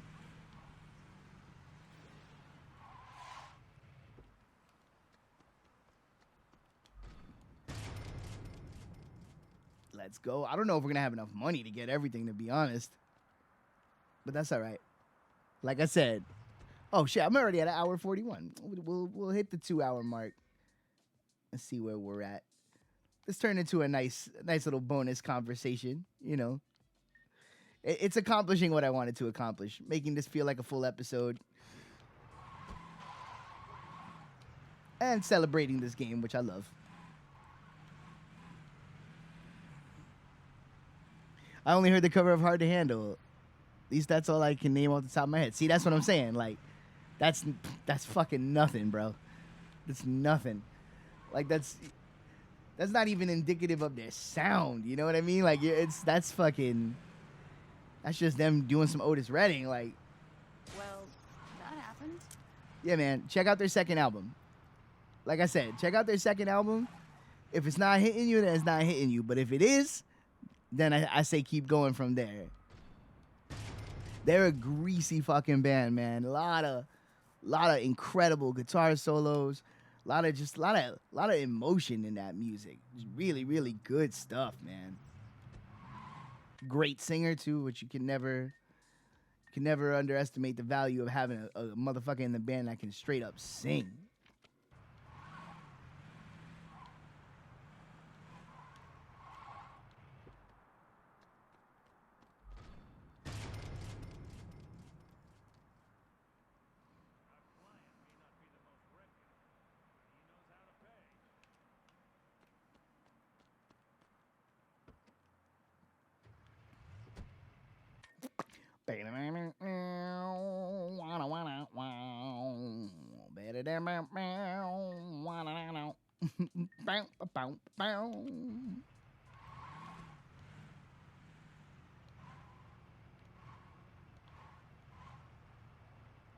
If the Clarks play New York City, you gotta go see them. They're terrible live, but it's amazing. What a review! And you know what? Somehow I totally get that. I get what you're saying there.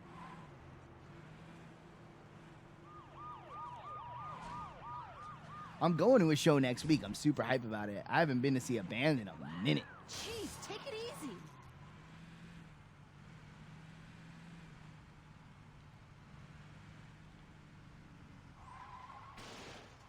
That came out of nowhere.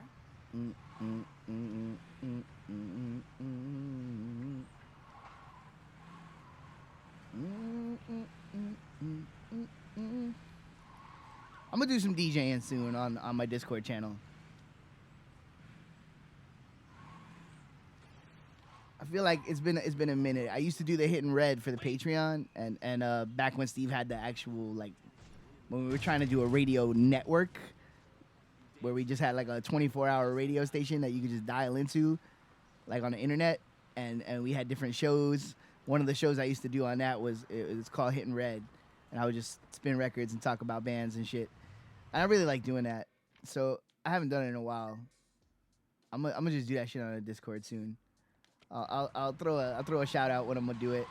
I'll make a channel for it, an audio channel.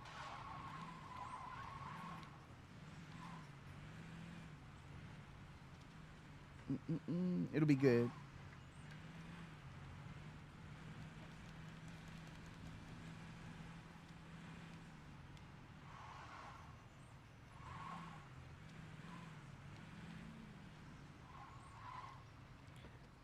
Buying up properties, getting paid, passive income is the dream.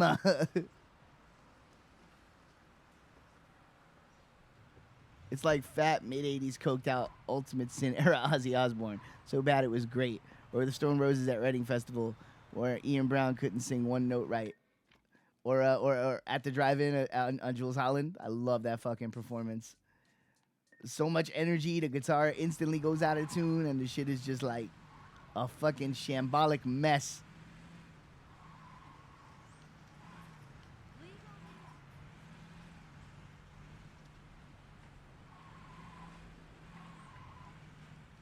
clear?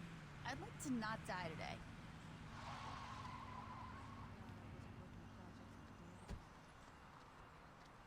Buying up properties.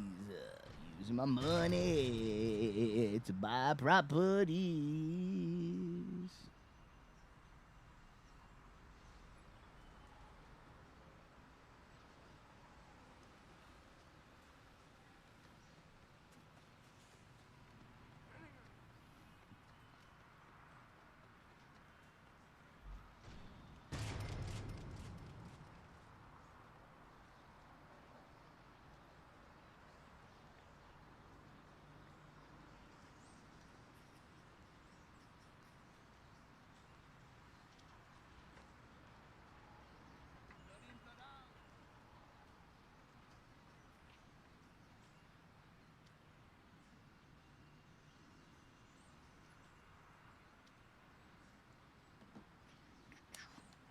Alrighty, Roo. What's left to do?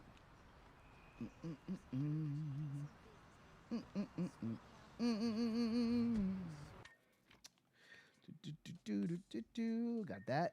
Got that. Got that.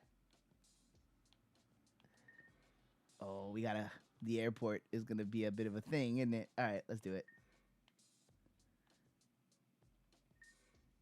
Man, you know what? I'm gonna finish it. I'm almost done.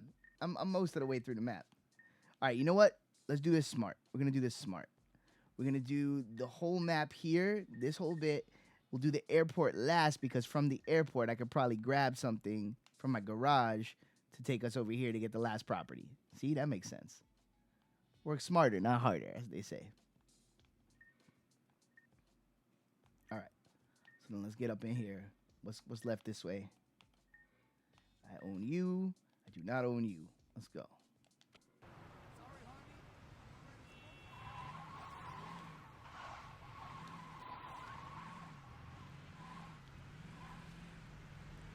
Thanks for hanging out with me today, everybody. This is really improving my mood.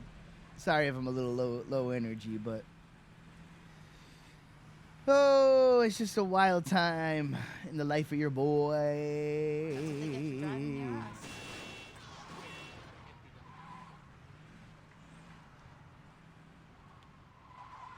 Did I get this? Yeah, I did.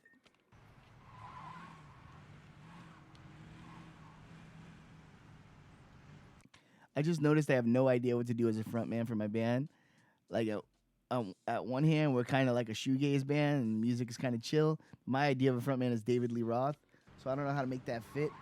The best advice I could give you about being a front man, and it took me a while to figure this out too, because my natural state of being is very introverted. I'm not an extroverted person. I'm very moody, and so like if I feel like being around people, it's easy for me.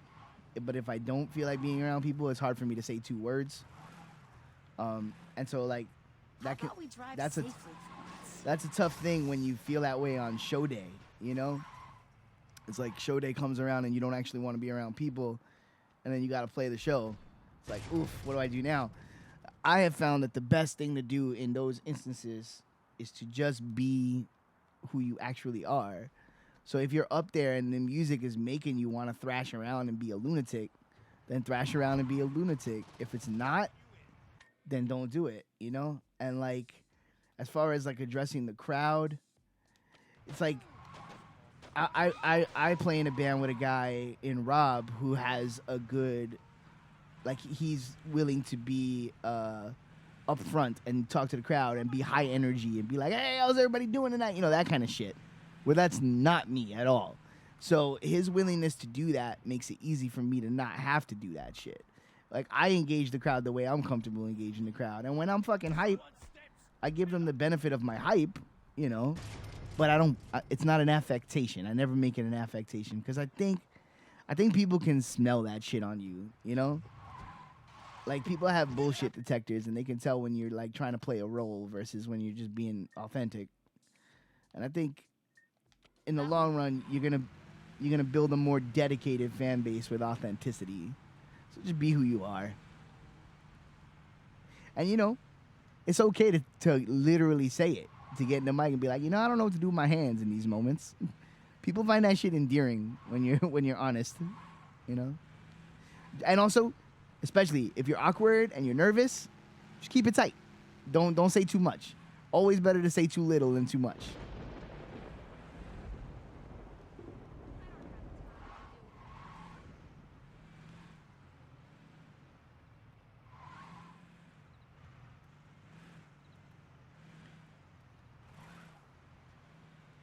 Yeah. Oh my God. Okay. Yeah. So it's better to say too little than too much. And that also made me think of another really important thing. There is a small meter before self-deprecation turns into everybody having a license to laugh at you.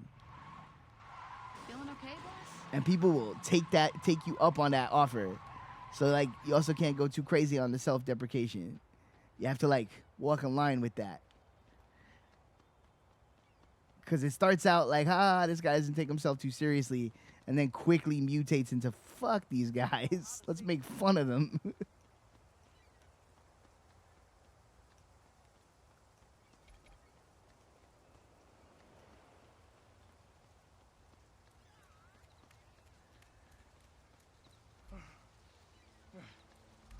I don't have enough money. Oh, no, I need $5,000. Wait, is it? The people got to know when you are dropping the trad review on that brand spanking new Atari 2600 you got in your hands. As soon as I get the adapters and the upscaler to make it work, Jesus Christ. I'm keeping silent. I'm the king of saying too much. Yeah, no, less is always more on stage. Like, for real. Less talk, more rock there's a reason that's the old adage. Less talk, more rock. 100% of the time.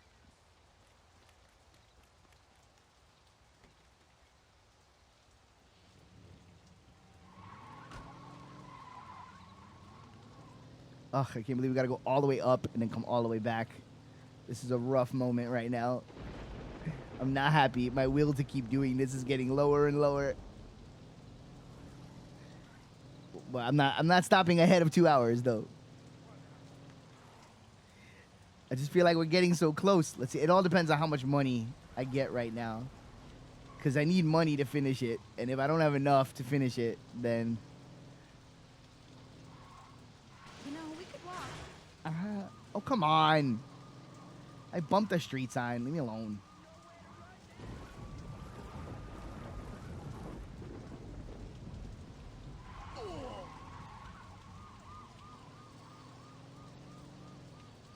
I thought Sunday's pinball was a dope idea. I don't know, but I had this idea instead. It's worked. It's worked to this point. Also, I am sweating. Jesus Lord, get this cardigan off me right now. Oh, it's hot up in here. It's hot. That means it's hot outside because the window's wide, motherfucking open. All right, let's go. Let's go. I might need to get another tasty beverage to power me. Power me through this.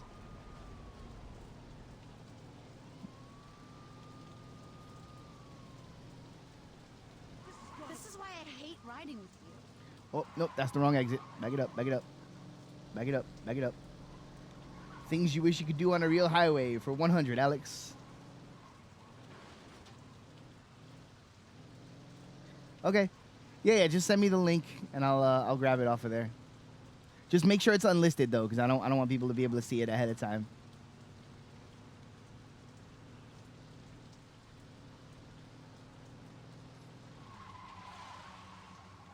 Wait, what did I do? What did I do? It's telling me to do all kinds of weird shit. Oh God. Alright, just follow it. I definitely took a wrong road. I wasn't paying attention.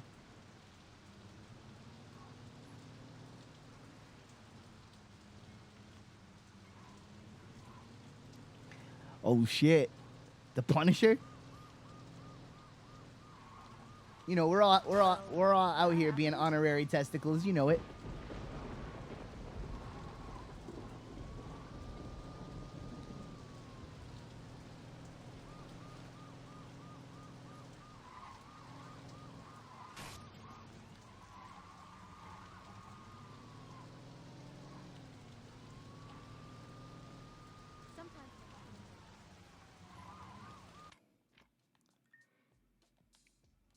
Yeah, right. The mega condo.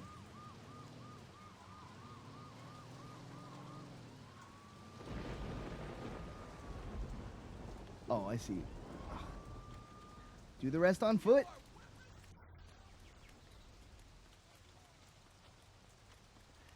This is not going to be the quicker way, is it? It's so not. Oh, actually, yeah, we can go in here. Perfect. Let me inside the house, please.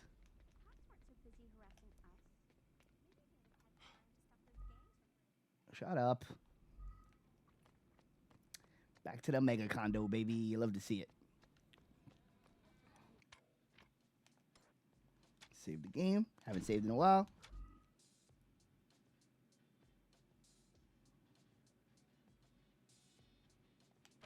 Must have been a crushing blow to Stacy Keebler when she realized she had to downgrade from Test to George Clooney. Are they still together?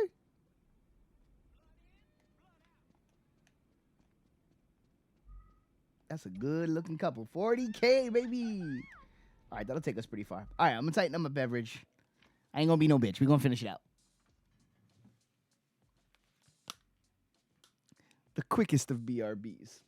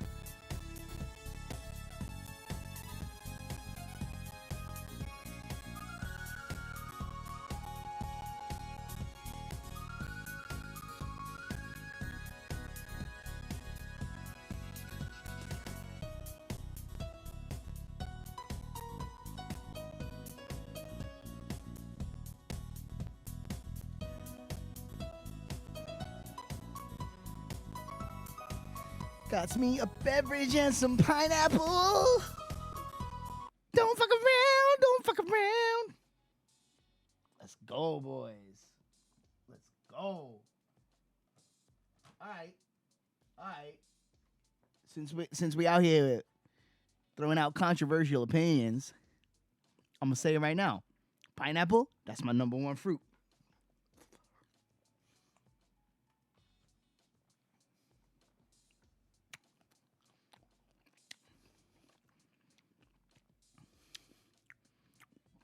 What did I miss here? Let's see. Speaking of which, I knew someone who was a rapper. He went back to rock. And his first rapper name was Richard Monet. And I was laughing because I interpreted that as code for him calling himself Dick Money. I love it. Aren't you glad Ricky Steamboat didn't try wrestling as Dick Blood? Dick Blood that's a rough. Oof. I mean, I guess that's a moniker, but I'm a hard pass on that one. Dick Blood. That shit's cold. Oh, I'm at that point in my life cycle where now my teeth are sensitive to cold. Oh, my God. Like, I gotta let that fruit sit there for a minute and get a little bit more room temperature. Because that shit hurt my teeth. It's a shame, really. We just age and we just lose all of our inner toughness. It's like, when I was a kid, I didn't give a fuck about nothing like that. All right, let's get a car. Let's get a bike. Yo, let's take Shandi out on a bike. Let's go. I love that idea. I'm going to hate it in about 10 minutes, but I love it right now.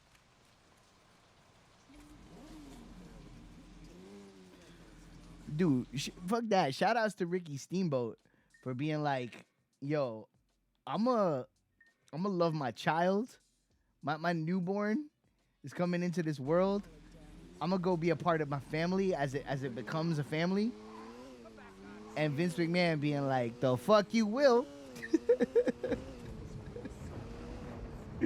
And literally using that as a reason to to fuck with him.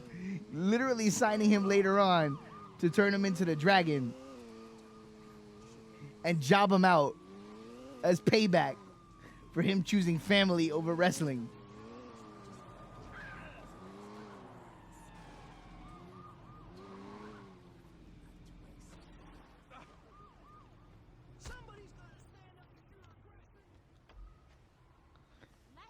I can't buy this place? Can I not buy property in this area? Yo, what is going on here? Excuse me. Excuse me. Excuse me. What do y'all think you're doing? Excuse me. The fuck you think this is? All right, we're taking this cab instead. Never mind. Huh. Am I not permitted to buy property in this area? It doesn't look like it. All right, let's try one more. Huh. That's weird. Tape, you still here? Is that a thing? Or can I, like, not buy the properties here until I buy all the other properties or something like that? Because that feels kind of weird.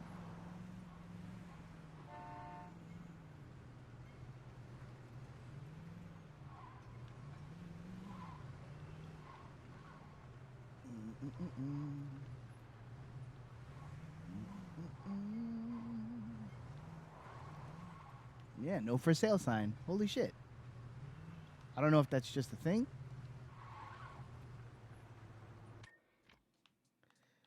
Well, you know, different era. Hangman coming up now where there's a little more understanding about these sorts of things. Also, like, come on. Like, yeah, your job's important, but it ain't the only thing in the world, you know?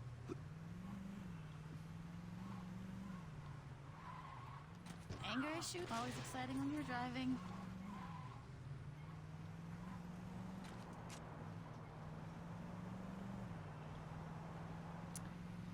What do you think's gonna happen to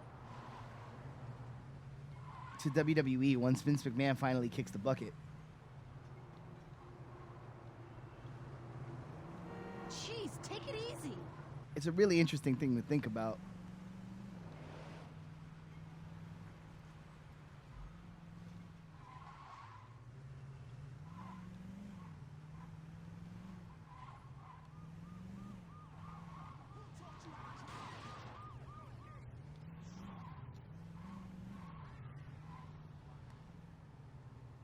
Not gonna lie, I watched the new Dune 3 times already. That's awesome to hear. Good stuff. What's up, Yeti? Yee.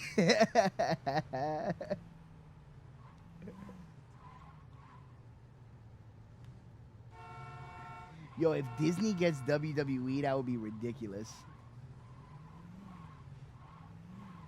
That came out of nowhere. That would literally be too much, you know? It's like, how much Disney gonna control?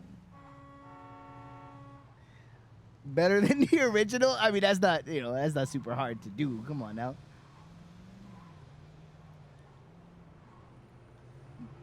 But I was hoping that at least it would be better than the original.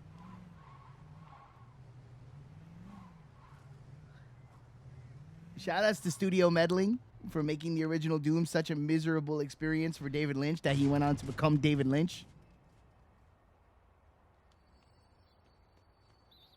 Which is totally a shoot, by the way. He had such a bad experience making that movie that he was like, and it's indie movies from here on out, and where I have total creative control and final cut on everything I make.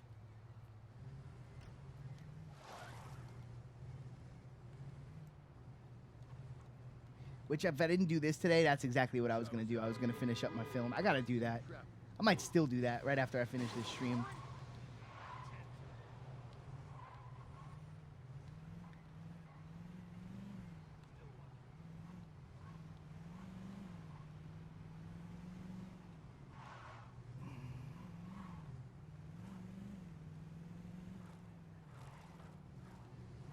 Just so we're clear, I'd like to not die today. How about we drive safely for once? You know what, girl? You could just relax, all right? We doing what we doing. We're going around this block, smashing into these barrels. Yeah. Actually, let me not do that because we're gonna explode and die, and that would be very stupid.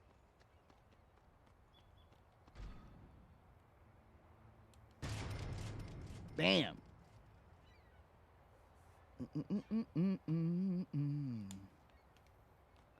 About to finish this up. What's left? Got that. Got that. Got that. Oh shit, did we get everything? Is that everything in this area? It sure does look like it. All right, got all that. Got that. Got that. Got this. Yep. All right, we're almost done.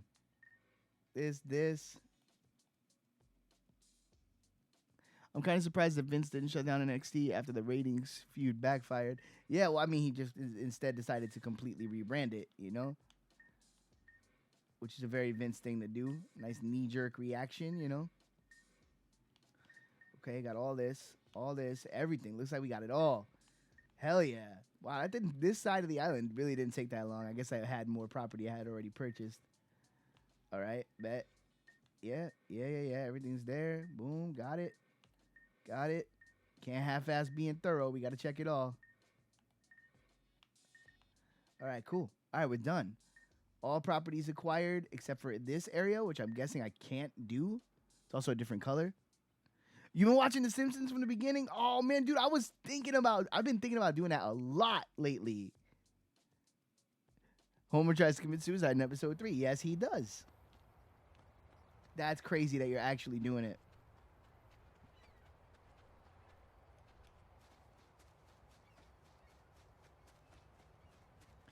And the beginning of The Simpsons really does have a positive message. People forget that. And I feel you on that too, Sean, man. I got a lot going on right now. My head's all over the fucking place.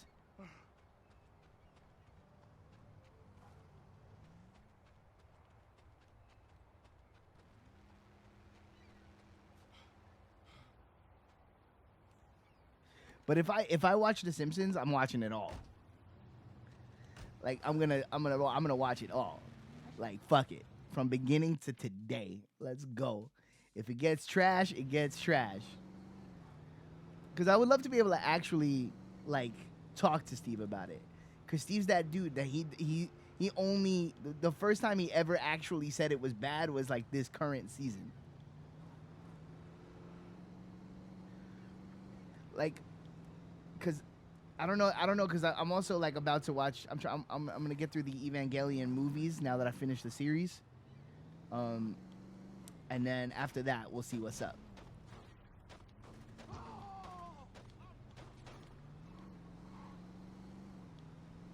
People didn't want to get hit, they'd stay home. Exactly. You know what's up. Buying up the properties. So I got it all. Gonna have to Google if I can buy property in that one part of town. Yo, how was Evangelion? I always wanted to get into it. It was fucking incredible. That shit will gut you, bro. Like, you'll love it. I know you'll love it. It's not even a question. I would say watch the original series, 26 episodes, and then watch the end of Evangelion movie, and then we'll talk about it. Oh, the intro's great though. Yeah, it's a fucking great show, dude. It's one. You can blow through it in a week. You know, you can blow through it in a couple of nights if you got nothing to do. But it's only 26 episodes and a movie.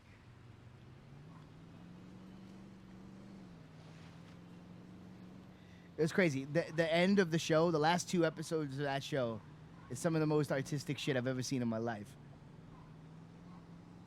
And ballsy as fuck.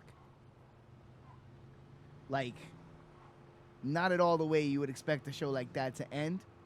Like, that show is so good at subverting expectations that by the end, you're not even watching for the same reasons that you were watching when you started watching it. It's really, it's fucking dope, is the long and short of it. It's fucking dope.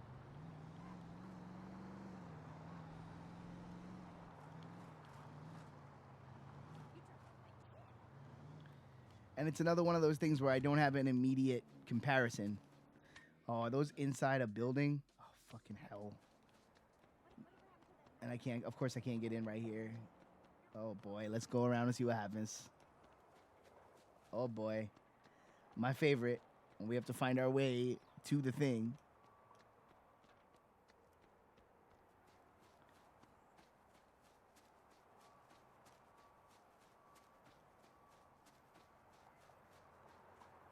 Yo, Rocks in my dryer. What's going on, man? It is a dapper hat. Look at us. Well, I mean, we're celebrating. We done beat the game, so now we're just buying up property, having a good time. This is our victory lap. I got Shandi with me.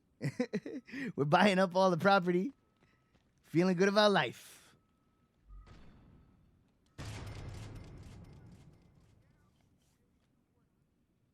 Dark Souls veterans in the house, absolutely.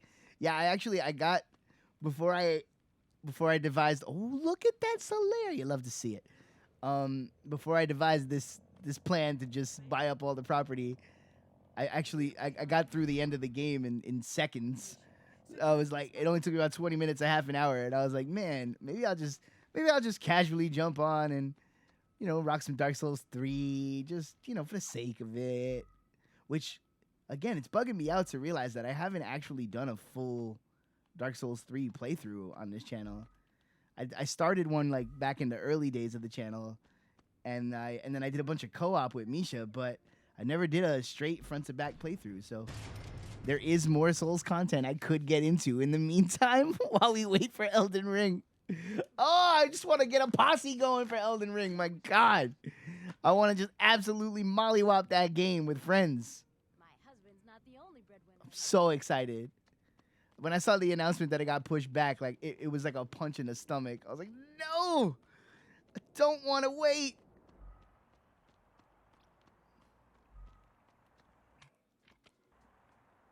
When the year started, I barely touched the Souls games. Now I got Bloodborne, DS1 completed, and 2 it's a work in progress. You love to see it. That's how it is, man. That's how it is with those games. It's like they're not clicking. They don't make any sense. You're like, I don't know if I like this. And then all of a sudden, the worm turns and you're like, yo, this is my shit. And I'm going to play all of this and can't nobody stop me. And then oh my God, one property left, boys. Let's go. And it's just like I don't know, it's a wonderful feeling. You know what? We'll take this limo. We'll take this limo to get the last property. You love to see it. I don't know if we're going to get anything for getting the last property. I haven't bought everything there was to buy. But we're going to do it. And we'll see what happens. We'll find out together. Feeling okay, boss?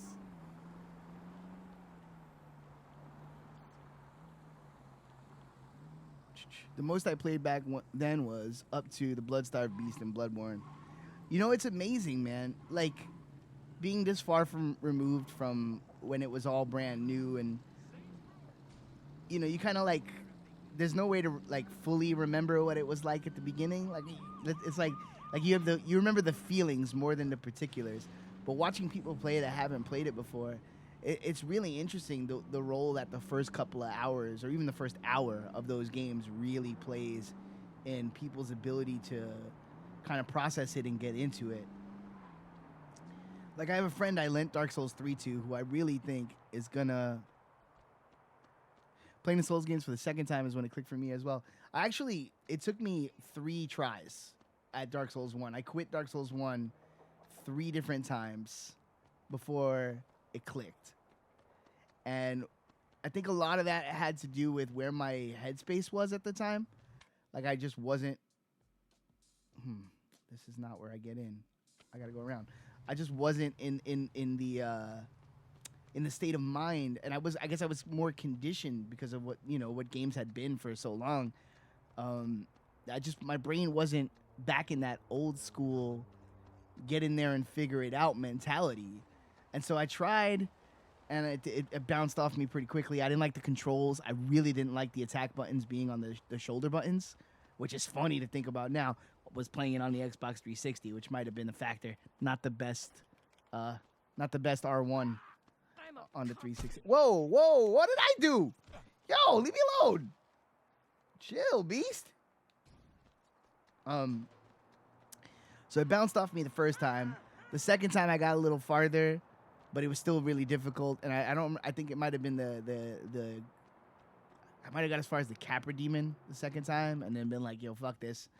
And then the third time is when it stuck. And then, like, I remember just playing it feverishly. Like, I didn't play any other games until it was done.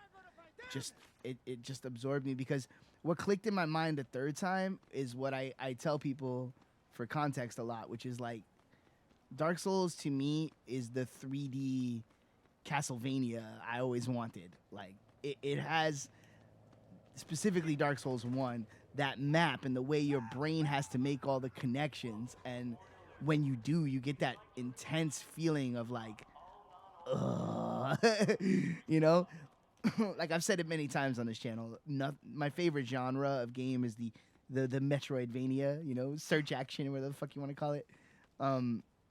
Because the bubbles, the tingles that happen in my head from when you find that power or that route and your brain, and you make the shortcut loop back, you know, and the way your brain just kind of goes like, oh, I love that shit. Nothing gets my brain going quite like that.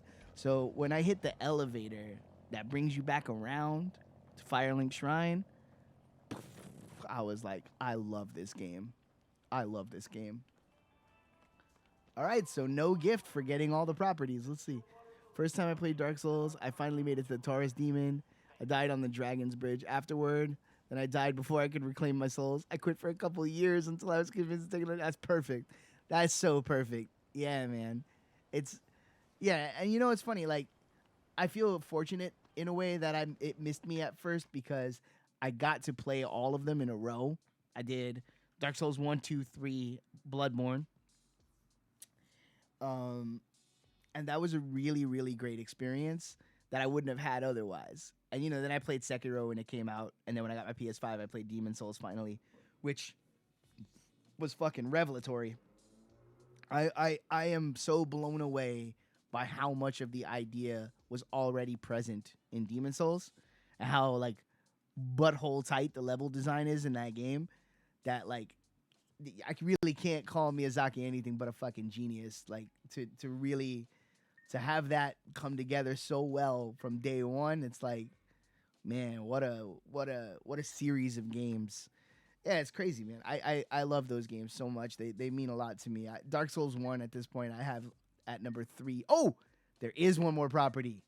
I forgot about this guy on the island. We gotta go get it. Let's go.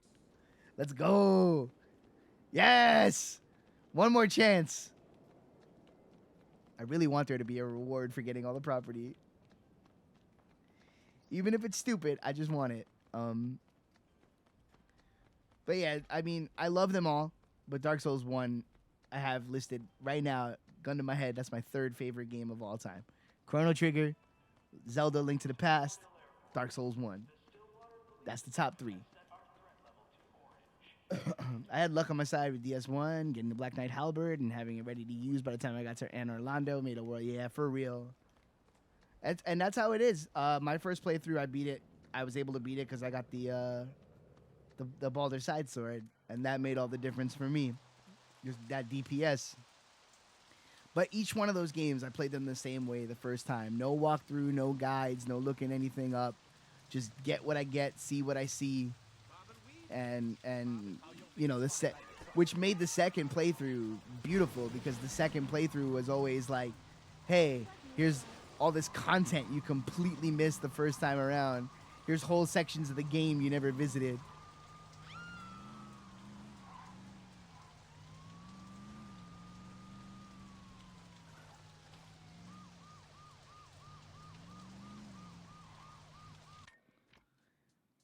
Oh, I meant, you know what? I fucked up. I meant to get a plane and fly over there from the airport. Can I cut back over there? Maybe I can. Right, that was my whole plan. Come to the airport last so I can grab a plane and get the hell out of here. You know, we could walk. You know, you could shut up. They never saw it coming. Oh. That's what they get for driving near us.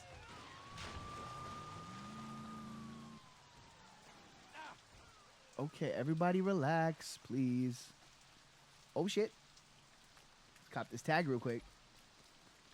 Shaundi, no! Can you hop the fence? Come on, Shaundi, hop the fence. You can do it. You can do it, girl. Yeah, there she is. Come on.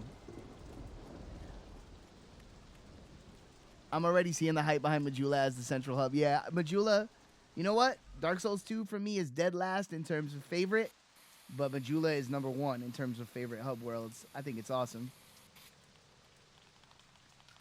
Like I would live in that little house that they got on the side. I'm like, yeah, I'll just move there. Let's go. I do love Firelink. The song that plays when you're in Firelink Shrine is so awesome. Dark Souls 2, you know what? Rocks, every time I play it, it's still my least favorite, but every time I play it, I like it more. So in that way, I agree with you. Because it's just different. Dark Souls 2 is just different. Like once you kind of get into what it's doing, there's a lot of fun to be had. But I will admit that it's my least favorite. The boss design, the level design, the music. I wouldn't say it has my favorite bosses. It has some that I really like. But what I really like about Dark Souls 2 is how deep you can get into customizing your character and your build. Like it has a lot. It's a lot more RPG, which I think is really cool. I don't like the some of the enemy placement really gets on my nerves. How it's like it's a lot of groups of enemies all the time, and that can be. But we've been playing it. Me and Corey the Dinosaur have been doing it on my channel multiplayer, and playing it multiplayer. It might be my favorite one to play multiplayer. It's been so fun because that mitigates some of the enemy mobs where when you have somebody to help out. And you get to kind of appreciate some of the other stuff that's going on. The way I described it is, Dark Souls 1 aesthetically feels to me like you're dropped into this grimy-ass world that doesn't give a fuck about you. And I love that feeling. It appeals to me. Like you're not the special boy. You're just in this world. Go figure it out. Dark Souls 2 also feels like a grimy world, but it feels like someone's reading you a story about a grimy world. And I really appreciate that as well. Visually, I love Dark Souls 2. I think the environments are really cool. I think the more fantastical side of it is really cool. It has my single favorite NPC in Dark Souls history in Lucatiel, who is my baby, my love. Yeah, like I said, every time I play it, I like it more, and the gap closes between it and the other games.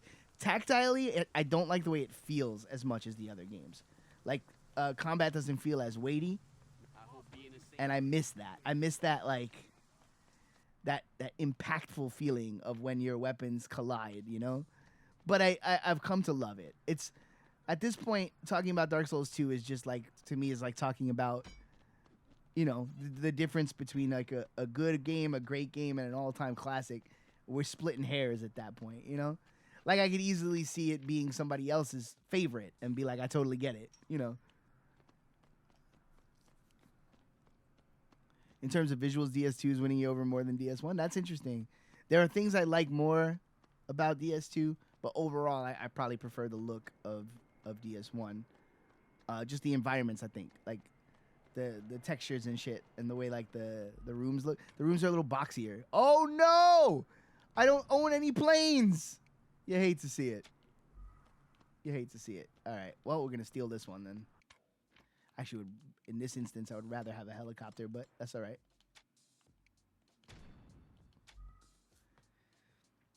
Which version are you playing, Tape? You playing Scholar? I assume you're playing Scholar.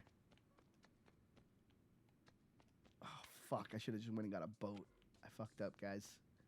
Is there a helicopter? It would be a lot easier with a helicopter. I figure this is an airport. There should probably be a helicopter somewhere around here.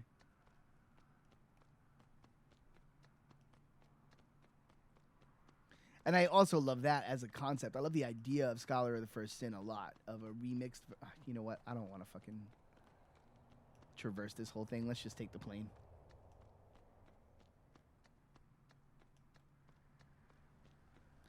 Movement is improved.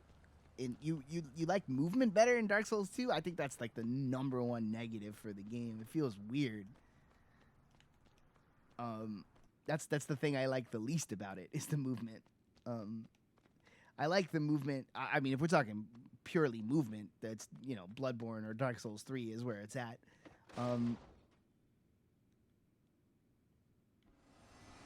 Which I would say...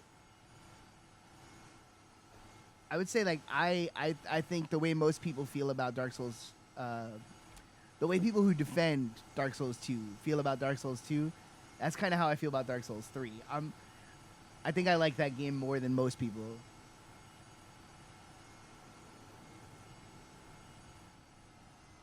But see, that's what's beautiful about the series, is that everybody has a different opinion. We all agree that the shit is dope, but we all like it for different reasons and like different things about it. And I think that's awesome.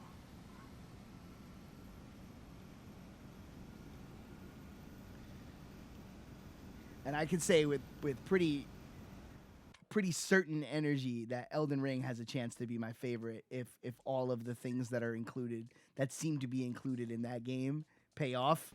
Oh my God. It's just, it seems like it almost seems too good to be true, and that makes me nervous.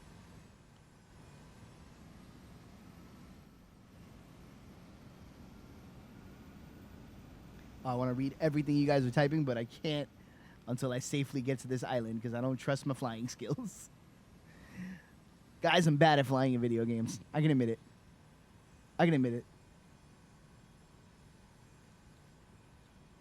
I'm comfortable enough in my own skin to just straight up admit that I'm bad at flying in video games. All right, here we go. Abandon the plane. Wait, pull the parachute! Did I bump into the plane? God damn it! Why? Okay, you know what? Never mind. It doesn't matter. They put me here. Perfect. Everything is perfect and beautiful and wonderful. Can I not buy this one? No! All of this to be let down! At the very end. No Shandi. No purchase. No. Nice car you got there. No. I already own it. It's mine. Oh, no. No. Wow. Anticlimactic finish. Whatever. We did it. That's Saints Row 2. I was supposed to be better than that. All right, let's see. DS2 allows you to move while using items. That's true. I mean, and that is cool. You can't compare DS2 to a game that was released later. Like, mechanically, every Soulsborne game has improved from the last. Yeah, I feel what you're saying. No, but I would say that I prefer the movement in Dark Souls 1 or Demon Souls. Although, actually, I can't say Demon Souls because I never played OG. I only played the remake. But I prefer Dark Souls 1's movement and feeling to Dark Souls 2. Dark Souls 2, it feels, how to describe it? It always feels to me like there's a dice roll on whether or not where I intend to be or intend to swing is going to go where I want it to go and hit the way I want it to hit. And then sometimes there's a lot of really like, I'm trying to avoid using the word cheap. There's a lot of hits that feel like they should have missed in Dark Souls 2. Like I'll be dodging and things will just hit me and I'm like, I don't know about that. And that stuff exists in the other games too. There's just something about the way it happens in Dark Souls 2 that really just rubs me wrong. DS1 has this green and brown filter over a lot of the game. Like Anne Orlando and the Archives are strong exceptions so far. Every area in 2 seems to pop out more. I get that. I could see that. Yeah, 2. I think one of the strengths of 2 visually is area to area. I like the look of a lot of the zones. I just don't like the actual like environments, like the actual buildings and stuff. I feel like it looks more like it doesn't look as dynamic. On like the walls just seem flatter. I don't know if that makes any sense. It's just like a preference thing, really. But like I said, over time, the more I've played 2, the more I appreciate it, and to the point where like these days, I look forward to playing it. Like Corey and I've been streaming it, and I'm like excited. We've been doing that on Tuesdays. I'm like, when I wake up Tuesday, I'm like, oh shit, yeah, Dark Souls 2 today. Let's go. I'm into it. So that it's a great game. I would even say it's above good. It's a great game. I just think that I like, it's something's got to be last. Although right now, I might say Sekiro is probably dead last for me, just because the nature of what it is not as infinitely replayable for me as the other ones. It was a beautiful game on a first playthrough, but I haven't really had much desire to go back to it. Personal preference is 1, 2, and 3. I could see that. I go 1, 3, 2, with 3 and Bloodborne kind of knocking off each other because it usually depends on which one I played more recently. Is the one that I like better. I'll play Bloodborne, be like, oh, this is so good, and I'll play Dark Souls 3. Like, this is so good too. Check out that clip. All right, yeah, here we'll close out on that. I'd put Sekiro at the top of the list for a first playthrough and at the bottom for replayability. Yeah, I mean, on the first playthrough, I was moved to almost tears at points and to stunned silence at other points where it's like I couldn't even, like I didn't even know what to say about what I was seeing, But right, to go back to it, it's like you got to be in the mood for the one thing that game does, and it does it incredibly well. But there's not a lot of room for flexibility. You're playing as a set character with set weaponry and a set moveset. But it is the ultimate in Miyazaki's, what I feel has been Miyazaki's goal the whole time of getting us to learn to parry and not be passive when you're playing. Like, it's so essential. You can't play the game without it, really. And yeah, incredible boss design. Some of the best bosses in the series, which again has me super excited for Elden Ring. All right, let's see it. Just straight up admit that I'm bad at playing. Let's watch it be proven. All right, here we go, man, in the plane. Wait, pull a parachute! Pull a parachute! I bumped into the plane. Did I bump into the plane? God damn it! Straight up. There it was, and there it is. All right, let's do the thing. Let's raid somebody. The parry mechanic in Sekiro is the only good parry mechanic in a Soulsborne game. Don't at me. Wow. You know what? I appreciate that kind of stance. Around here, we respect that sort of thing. Take a hard stance, hold the line, let them come at you with their swords and their arrows. Let them try. They will fail. We will stand tall. Fuck yeah, guys. Soul Calibur is the only fighting game with a good blocking mechanic. Wow. Just throwing heavy hands today. You love to see it. Thank you guys for hanging out. This was a fun bonus stream. I really appreciate it. Let's go see P Nasty. That's the man right there. The one and only P Nasty. The legend of all legends. And yeah, Tape and I will be back tomorrow with some more Simpsons Hit and Run for some ungodly reason. See you later. Peace.